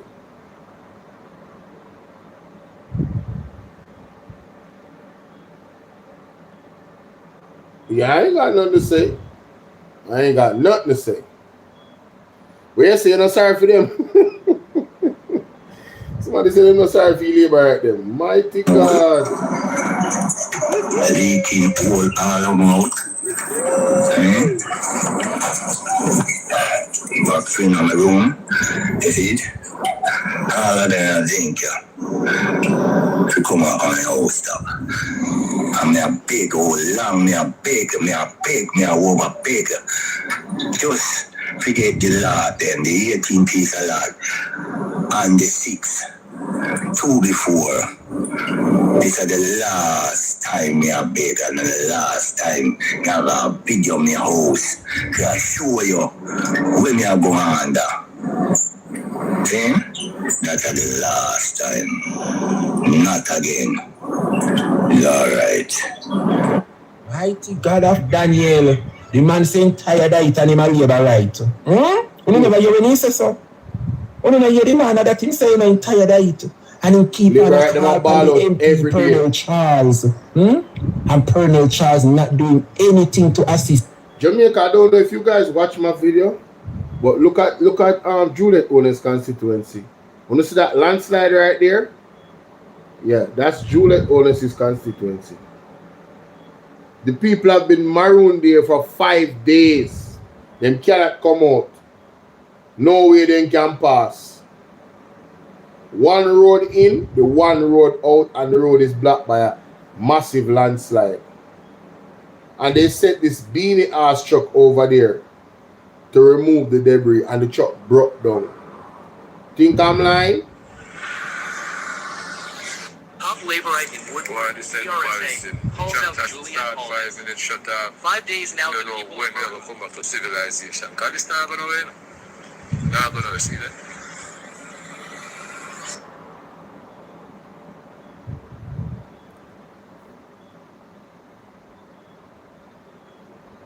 Win. Not gonna see that.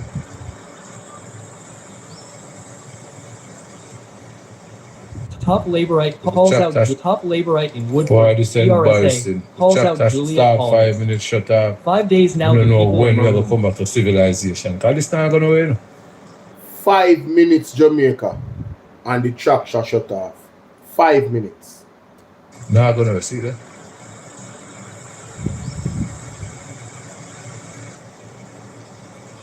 Not gonna win. Trust me. So embarrassing.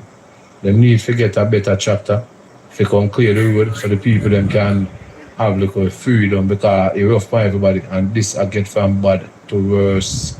I swear this I get from bad to worse. And we have to post this serious. This can't continue for Monday morning. This is a total joke thing. Total joke. See that?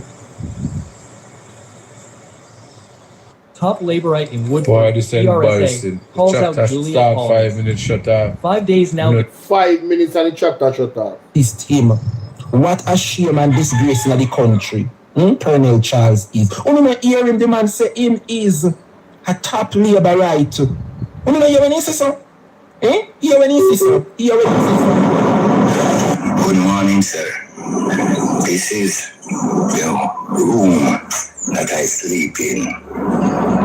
See the bucket there with the water from the rain. We may have empty how much time. I'm tired of it. I'm pretty boy, me a LABOURITE. You hear that? Officer boy, me a LABOURITE. What a shame and disgrace. Well, Jamaica, this is the video that caused Southeast Clarendon to turn upside down this afternoon. Come here, Info Media. A long time you have been a voice in the wilderness, a ball out. How the Labour Party continue to treat its workers and its members. And I must commend you for reaching out to me and letting me know what is happening in Southeast Clarendon with the MP and his workers. This no look good, Jamaica. No look good for you, man. No look good for you. Don't look good. Info Media is saying because the man come out and show what going in the constituency. I hear say them turn down on the poor man out to kill him. Oh God. Then turn down on the poor man out to kill the man. And for showing all the LABOURITEs are. I want everybody to share the life too. What did boy up a Canada name? What the LABOURITE man which I don't business with him. Don't business with him. Without controversy. Don't business with him, General. Don't business with him. Understand?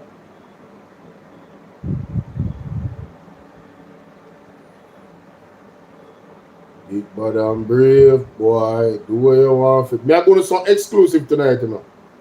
Come on, man, I'm going to sound exclusive tonight, man. Believe. Believe when I'm telling you so, I get so exclusive tonight. Oh. Alright, so let me just first and foremost. Yeah, go so. Some of them say Miss Poil wanted with Poil. You understand, Miss Poil? We can buy my things them too. You understand? Because he's always an outlaw. Tell the police. you listen to this dog. Oh my God. You Miss Sharon Maraj for Southeast Clarendon. You listen to this dog. You tell the people and say you're not suffering, you have your things, and you're pitney with a doctor, and you're pitney with a liar. And good God Almighty, you have one man a suffer. And average work of the Labour Party has suffer like that. The poor man house a league. Him have to set bucket. After 7 months, him a beg Pernell little help. And you, Sharon Maraj, I continue to take. I have pitney with a liar and pitney with a doctor. Now you talk so you get deep from United States. How you picking them a liar and that time you are set down your name to get help from Pernell? You is a worthless, wicked woman. True. You is a worthless, wicked woman. I want Clarendon people hear me voice. I want Clarendon people hear me voice. Tell them say Sharon Maraj. Sharon Maraj will get deep from foreign. We say I pick me a liar and pick me a doctor, they walk and beg Pernell Black Tank. And because she not get it, she come now and bust up the things them in the WhatsApp group. That's right info. I don't wrong if you send them and you come give me so that we can talk what they go on in the Labour Party. What a shame and disgrace. No, That's why me have to love and respect info. See, I know me ask info. Me a info talk, and info say yes, Dre, I don't care what you want to do. How the happy if you come out and talk about it. See, then me ask info. Me ask info. And info say yes, run go and go say it, Dre, because he's sick and tired of the dirty lip. It's true. Yes. I'm not top people who work so hard to give a party. Believe me. I nephew this, you know. I nephew they on voice note too, you know. Only they hear them voice note. They come where they coming from. And believe they're going to get milk and honey. Yes. Drink. Yes. Oh, I'm special guest coming. Yes. Yes. Mighty God, Jamaica, you LABOURITE Tory out the door. No. Yeah. I'm saying that to say this. The moon should be and then over to jump at LABOURITE and disrespect them. So them are more LABOURITE and those who them are this. Wolande, that means say you know. Never the class, the LABOURITE blogger, them in only y'all munchie be name in it to them like on dirty comrade we gone in a Labour Party gone tore it up. Rotten from the core, China munchie them at see your name gone abroad now. Listen the judgment, Jamaica. This not sound good. When the LABOURITEs them if you come gather over here, come here. Jamaica, I put up that video and somebody comment under here and say it don't look good when me eat on the live. See, look at.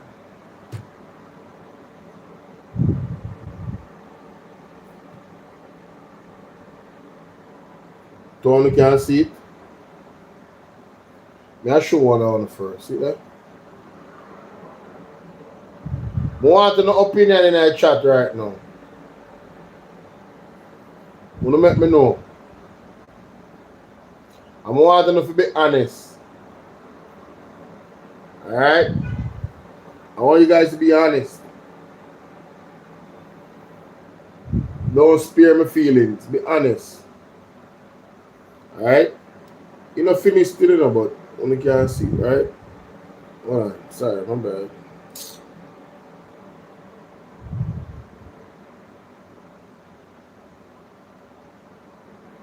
Let me know, guys. Let me know in the comment section.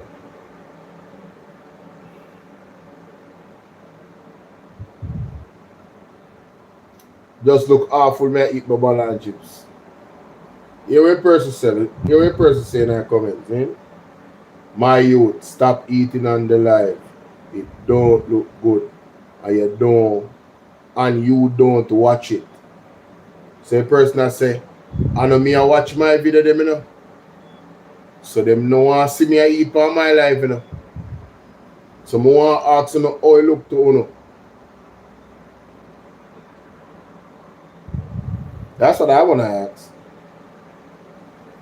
I want you guys to be honest in the comment section, man. Let's go. The judgment in a Labour Party. When in they? I'm saying that to say this. The moon should be and then over to jump at LABOURITE and disrespect them. say them are more labor right and those who them are disrespect.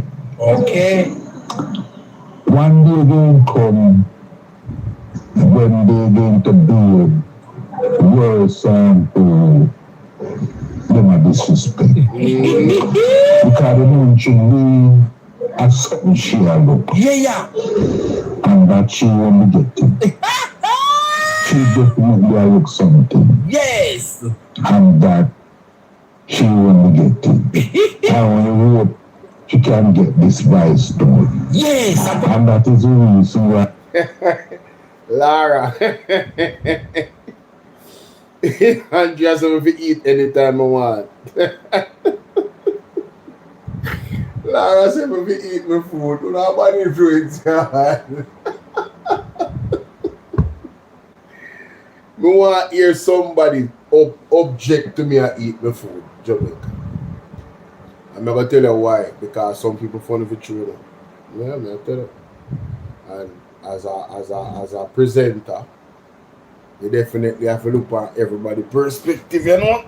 So, I just have to know, say, at any point in time that I am hungry, I'm going to turn off my camera. So, for those who feel like so they have to see me, when I turn off my camera, don't be upset. Alright? Just know so I eat my food. So I strike a balance. Yes, I strike a balance. She ready to attack. Yes. People contribute so much to the Labour Party. Yes. Because Montreal is trying to win the party.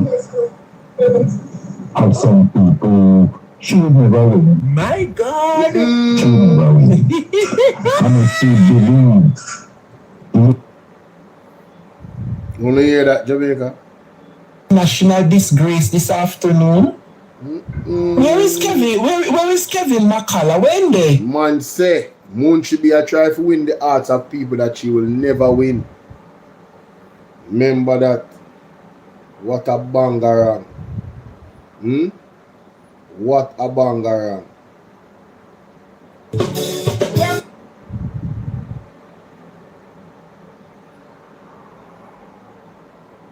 Mighty God of them something are going.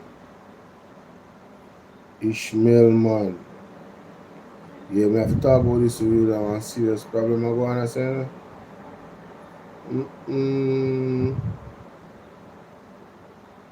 You're sick. What can go so? Hey, a JLP. Let me say the first part again, Jamaica. Because people go to school, people work hard, people sweep, people do them honest work. Unqualified directors, staff earning millions at NSWMA. An audit found out that there are unqualified people. Oh, Jamaica, you know who else I believe so win them seat? Danishka Williams. Yeah, I just the people get buy out rich. I don't think that was a democratic process.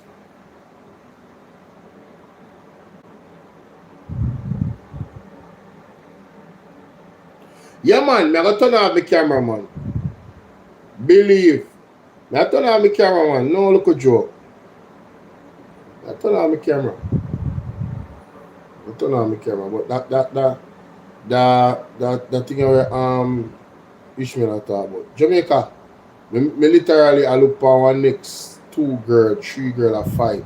School girl I talk about. And this look like one boy she a fight now. 2 of them a fight one boy. Mighty God. I don't feel sorry for you boy.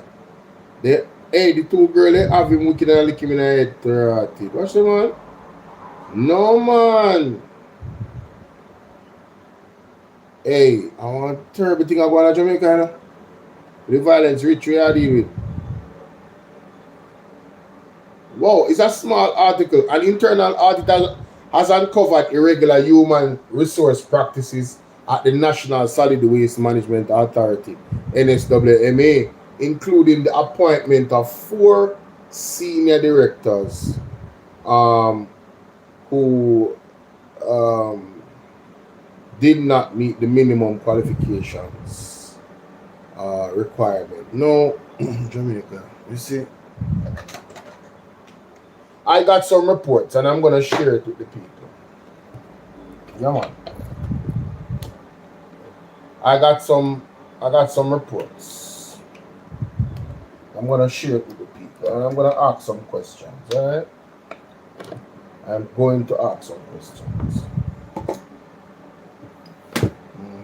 Not gonna ask some questions, Jamaica. Give me a quick second. Let me turn on this. I'm gonna ask some serious questions about this NSWMA. Sorry about that. Audio. Boom. Joker. Politician, pause that. Ball out, pause the ball out. Dial Vaz. Pause in. Oh, there we go. Oh, wait a minute. No, I don't think we're sure. So why does there has to be restart playback when source becomes active? Okay, I guess that's why. All right, no problem. So we have that. So my camera. There we go.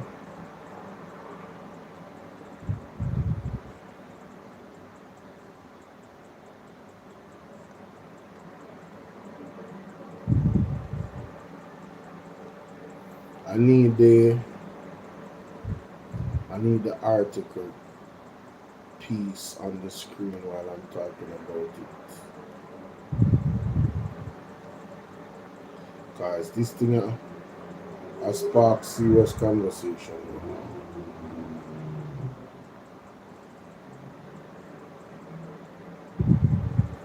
As it should. As it should.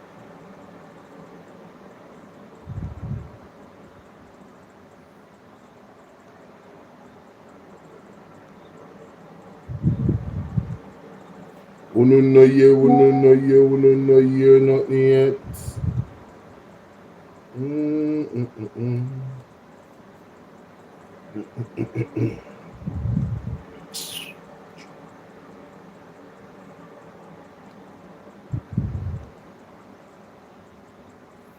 Alright, that is locked.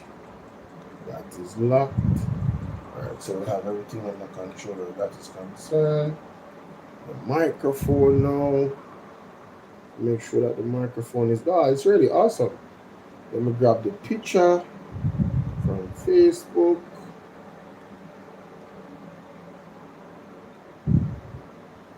X off that, but I will not them open necessary. Alright.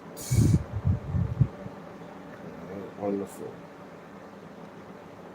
Save this. And then put it here, so.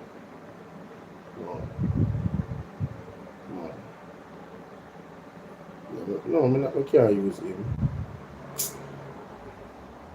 God, I need more windows. Ah, here we go. We can't use dial bars. Can't use dial bars.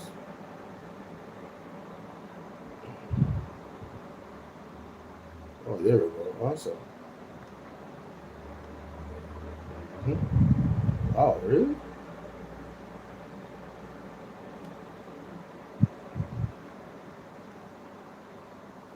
I don't understand what is taking place here. So. Why is this thing so small?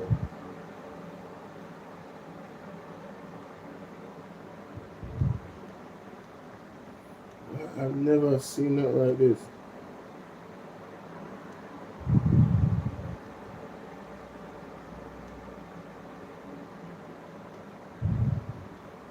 What in the world is this?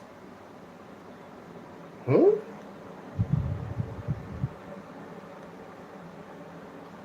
Wow. The picture gets so tiny. That's crazy.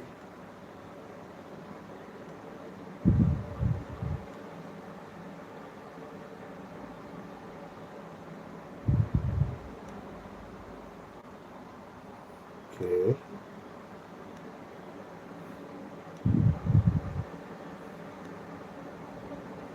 Wow. Alright, let me just delete this. Remove, because yeah, that's not making any sense. It kind of slow me up right now. Image, the number, yeah, boom, open, there we go, that's it, that's all I need. This is how we do it. This is how we do it. Oh, oh, this is how we do it. It's Sunday night,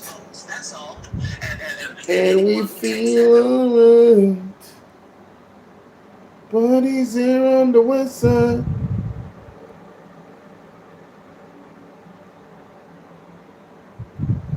Okay. Oh, nobody calls me though.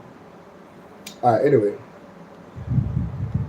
Alright, so ladies and gentlemen, it's about the BOLO V&R, and we in this space again. And this particular issue here is something that I have to put on record and post how I feel about it, right? So we're going to ventilate the situation. You see on your screen, unqualified directors, staff earning millions at NSWMA audit fines. It's a very short article, ladies and gentlemen. No qualifications, no problem at the NSWMA.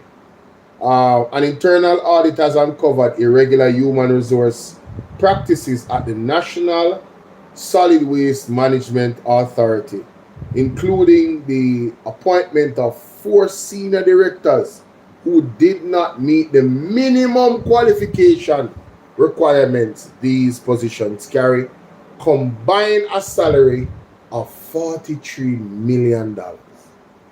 Nepotism, cronyism, and all of that stuff, right? And this is a pattern with the Jamaica Labour Party, you know, because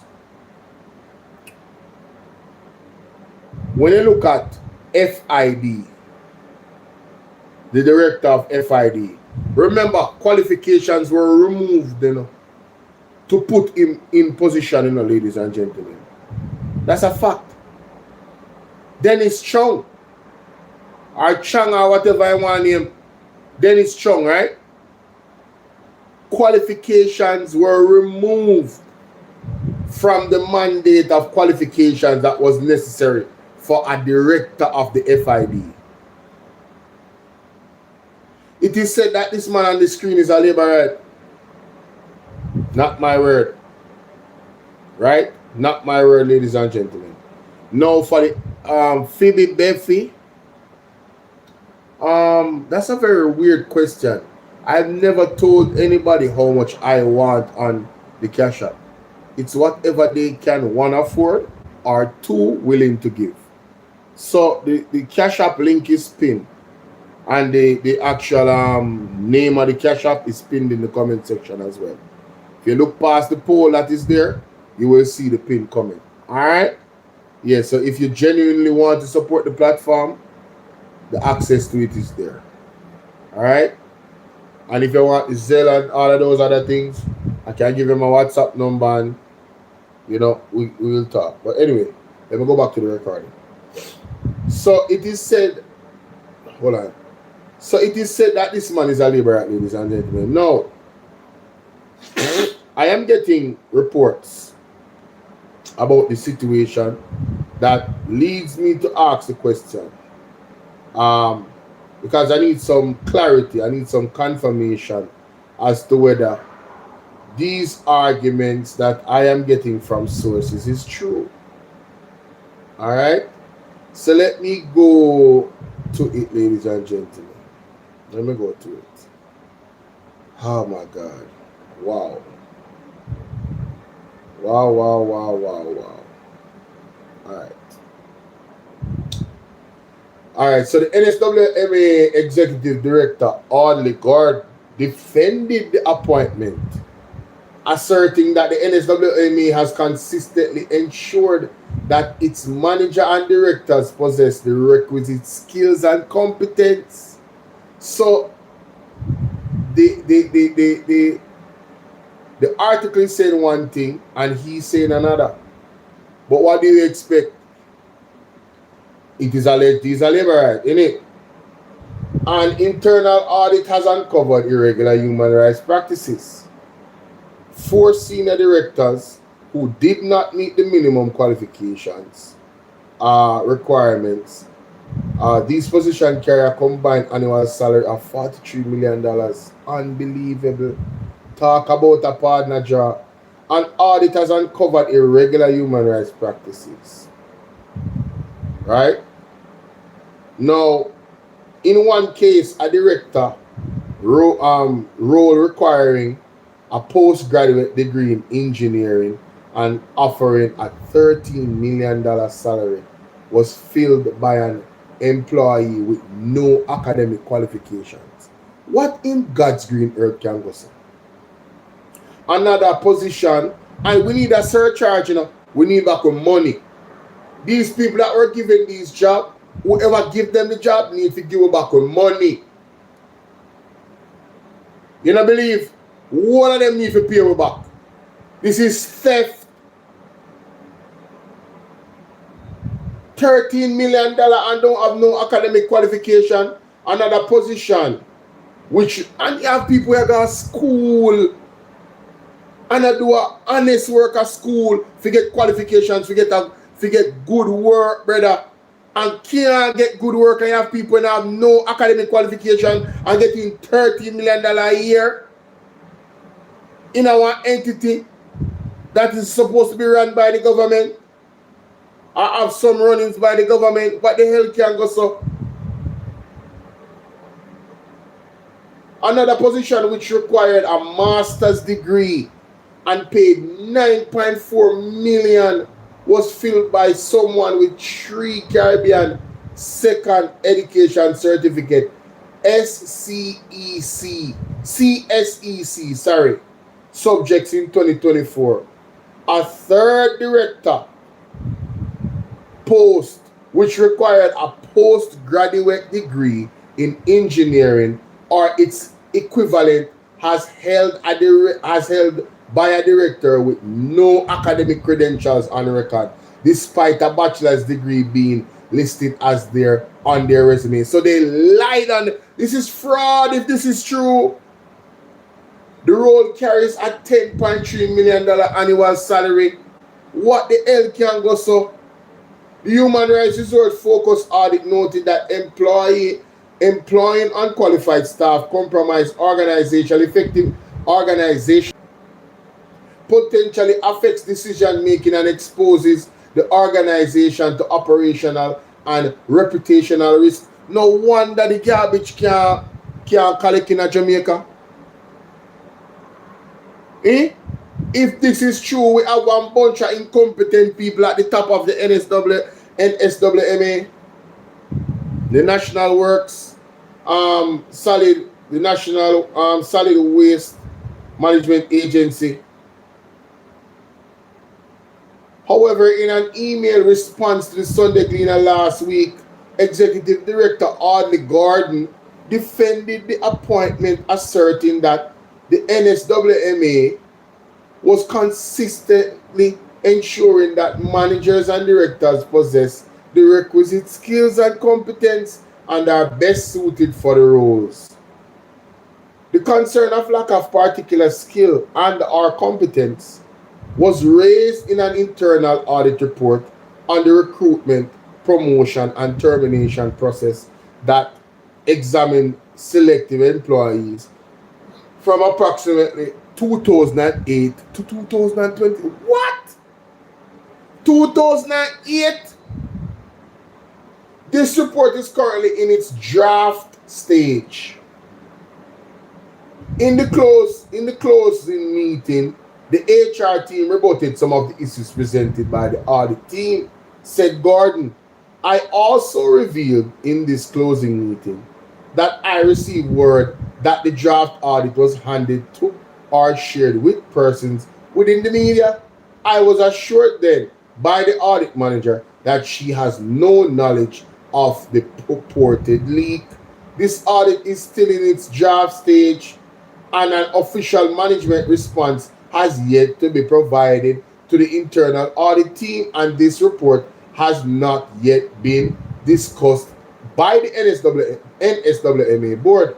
I am very proud of my team, who have consistently delivered year after year on their performance. Didn't somebody on that squad lose their life the other day? Could it be that it's because of incompetence, ladies and gentlemen? I am asking the question. Denied knowledge of any breaches. He further denied knowledge of any breaches related to the failure to advertise job vacancy in accordance with the NSWMA staff manual. The authority is not aware of any breaches regarding failure to advertise posts. It is done. Jamaica, isn't this the same thing that happened with multiple issues with the Jamaica Labour Party? Failure to advertise procurement, failure to advertise job, to advertise job post, you know, putting in their people. Isn't this the same thing we're seeing over and over again with this government and entities that is run under its watch, and people that are connected to them in some way? It says that it is the organization policy to advertise internally and externally. And this has been done, said Gordon. But the audit found that several employees have been appointed to posts that were not advertised. How does he explain that? The report said that the information was retrieved using the NSWMA intranet after a request for Human Resource Department to produce the file of all advertised positions was not honored. Wow. Wow. So they wanted to give them, they wanted to have all the files of advertised position, but it was not given to them. Even in cases where positions were advertised, late applications were sometimes shortlisted for interviews. So that means the person that came last became first. I be that the hosting them people are going with it. You know? Further, the reporter revealed that 11 of the employees selected for unadvertised position in a sample group were not interviewed. Jesus. Hallelujah. No, sir. The report also highlighted that senior leadership roles were filled without board involvement. Unbelievable. This come like Nara. This come like Nara. This is like Nara. Like, yeah, man, I can just hire who I want. It's the same thing I say now, according to this report, you know. Gordon confirmed this, but said an interview was conducted for one of the posts by a very distinguished 5-member external panel. He said this was in accordance with the staff manual. So hold on. He's agreeing on one end. The report also highlighted that senior leadership roles were filled without board involvement. Gordon confirmed this, but said an interview was conducted for one of the posts. One of the posts out of 11? Like, seriously?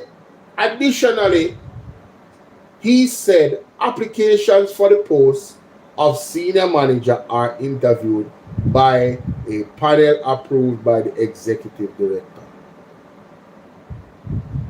There is no legal requirement for members of the board to be on such a panel, he said. Want to hear that, Jamaica?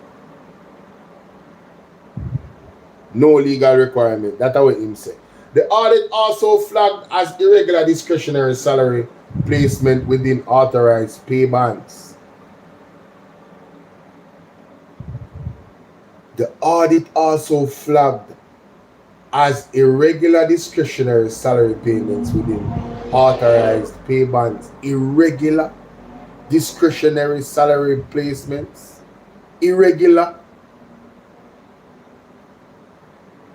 I found that staff salaries, although falling within the designated pay bands, were determined at the discretion of management rather than through documented policy or objective criteria. So them just pay them what them feel like. Is it the same thing as NARA? Yo, this is wild. It noted as example that a secretary in one department who did not meet requirement qualifications for the post was placed at 3rd of 12. Wait a minute. A secretary in one department who did not meet the requirement for the post was placed at 3rd out of 12 levels. However, a senior secretary assigned to another department who holds a bachelor degree was placed at 2nd level. Mighty God. How that person reached 3rd behind this person? That's crazy. The audit also pointed to a senior director being placed at level of 11.7, though qualification listed show 3C SEC subjects for the master's degree position. Oh man, you can't make this up. You can't. You cannot make this up. It also highlighted an administrative assistant with 2 degrees being placed at the lowest point despite exceeding job requirements. The position requires an associate degree.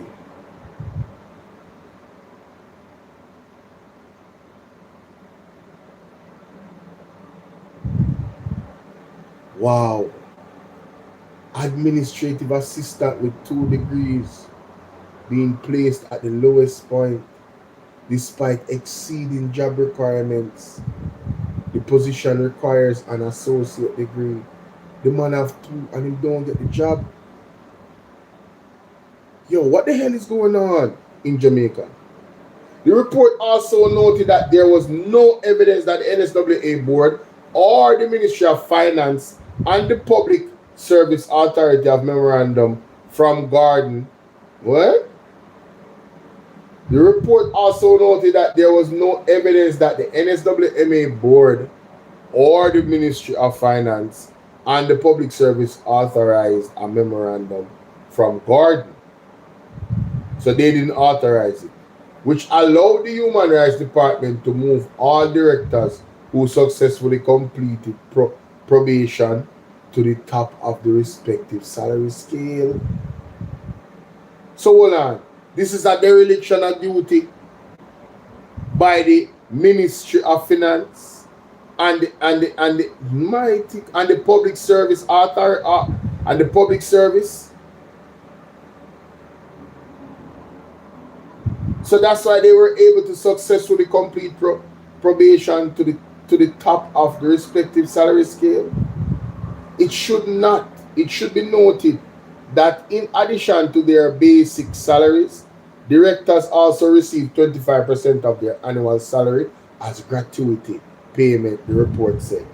Unfairness and favoritism. It noted that the lack of document policy guiding salary placement can lead to perceptions of unfairness and favoritism, potentially resulting in employee dissatisfaction and dispute. Further, it said that this exposes the NSWMA to risk of non-compliance with established compensation policies, which may affect internal equity and the credibility of the remuneration system. It has been recommended that the management formalize objective, transparent criteria for salary placement and engage the Ministry of Finance and the Public Service to address the past compensation decisions that deviated from established procedure. The audit also flagged the relocation of 4 managers without document policy or formal procedure guiding transfer. No, man. One manager was transferred from St. James to Kingston. Another from St. Anne to Kingston. While two were transferred from Kingston to St. James and St. Anne. Respectively, the audit further revealed that the managers traveled daily from their residence to their new work location with no provision made for accommodation. The report identified significant procedural and financial deficiencies regarding the transfers, noting that the reassignment were conducted under a vaguely defined NSWMA reset strategy without formally documenting justification or objective criteria. No, like who the hell is who is making these decisions?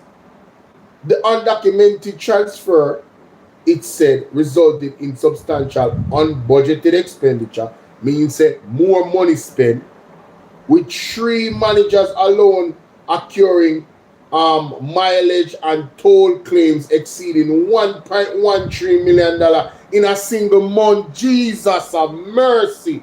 What is going on? The report said that if left unchecked, these travel patterns are projected to cost the NSWMA $17 million annually in mileage and tolls. Jamaica make it make sense. Oh my God. Transferring somebody from St. Anne to Kingston, from Kingston to St. Anne, from St. James to St. Anne, from St. Anne to St. James. Yo, what? The bag of money where the people in Mafia move from their residence to work. A cost. The NSWMA are projected $17 million more unbudgeted. It is said the lack of formal transfer policy at the NSWMA creates significant risk, including regulatory non-compliance, negative impacts on employee well-being and contractual rights, uncontrolled financial expenditure, and organizational reputational damage due to inconsistent decision-making. It was recommended that the management formalize the transfer process by establishing clear, transparent policy for staff rotations, requiring standardized documentation and proper authorization for every movement, and conducting a rigorous cost-benefit analysis to identify more fiscal, reasonable alternatives to excessive travel spending, such as providing employee accommodations. Mighty God of Daniel, what the hell is going on in the NSWMA?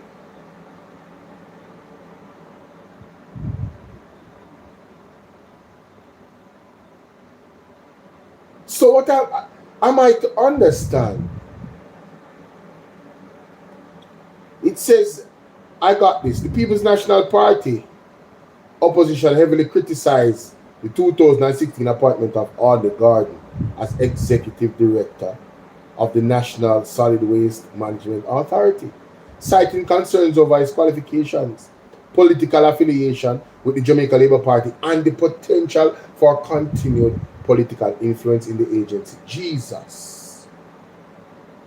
Radio Jamaica News Online. The opposition expressed disappointment and described the appointment of the retrograde step, questioning whether Gordon held the necessary qualifications for the position. The political concerns PMP Noel R. Scott noted that the appointment suggests political influence, violating attempts to politicize the entity, noting Gordon was JLP affiliated board defense.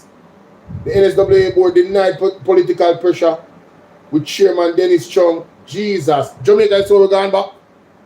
Dennis Chung again. I didn't even read this part. Dennis Chung again. No man, hold on there. No. Wait. Me need to put Dennis Chung in front of the class. In this side. Dennis Chung, I get out of hand right now. For true. Dennis Chung, board member, our chairman of NSWMA. Let me see. Let me look that up. Dennis Chung is a prominent Jamaican chartered accountant and business executive who served as chairman of the National Work Agency Authority, NSWMA board director. He was appointed lead to bring focus, blah, blah, blah. Let me see. This was 2016. Let me just screen record this. So let me just screenshot this. Alright, let me just screenshot this and put it up. I did a strong time now. This is unbelievable. Yo, this is unbelievable. Wow. Whose man's is this, bro? Oh my days. Oh my days. This man to me now is inherently corrupt. That's where I'm at with Dennis Chung now. This is a pattern. This is a pattern, Jamaica. I kid you not. This to me is a pattern. Let me see.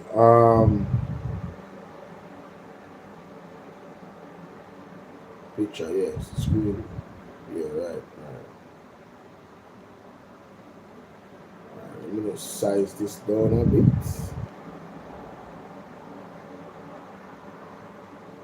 So Jamaica had to go and do some research. As you can see on your screen, Dennis Chung was the chairman of the NSWMA. So the article is on point. It's right there. And I'm going to show you another picture as well. All right? I'm going to show you another picture. This is him in a picture. If you look at the bottom of the picture, you see it said National Solid Waste Agency, right? Photo done by Adrian Walker. This is the JIS website. So this is confirmation again. So there is a pattern with Dennis Chung. Dennis Chung, let me tell you something. And this is my opinion, and I am entitled to my opinion. Based off my introduction to you in this space. Sir, I believe you are inherently corrupt. I believe you were corrupt from day one. I believe that you are a JLP operative from day one. Whether secretly, unbeknowingly, because the FID position that you get, unqualified. And here we are, when it came on to this brother here, Audley Green. Right? Now I'm seeing that the PMP was saying no, and the you on the board, Dennis Chung, denied the claim that the board was unanimous in the appointment based on Gordon's vision for the agency. How is that vision working out now? Huh? How is that vision working out now? Employees dying, garbage all over Jamaica. Was that the vision? Was that the vision? Mighty God. This is man, this is something else, bro. This is something else, bro. Hey, I mean, let me see. Is there anything else here that I got? There's so much going on, but this thing with Audley Garden and this thing with the NSWMA, my Jamaican people, you are the ones that hold the power. You are the ones that hold the power to see this situation for what it is. Let me know what you guys think in the comment section. Like, share, and subscribe. Wow. Listen, that's my time, guys. I've almost done 3 hours and I still have a lot of work to do behind the scenes. So have a good night. Appreciate y'all. The word is love. Yeah. I don't know if Phoebe was joking, but I don't see anything on the Cash App. It's right here on the phone. No, I don't see anything on the Cash App. Nope. Nope. Nope. Nope. Nope. Nope. Nope. Nope. Nope. Nope. Nope. Nope. Nope. Nope. Big up on yourself. The word is love. Sooner or later. Alright, and look out for the videos them popping up early in the morning. From as early as 5 o'clock. I'll be dropping a video this morning on BOLO V&R and BOLO V&R clips. So both parties look out, okay? Big up on yourself. That's my time. I'm out, man. Peace.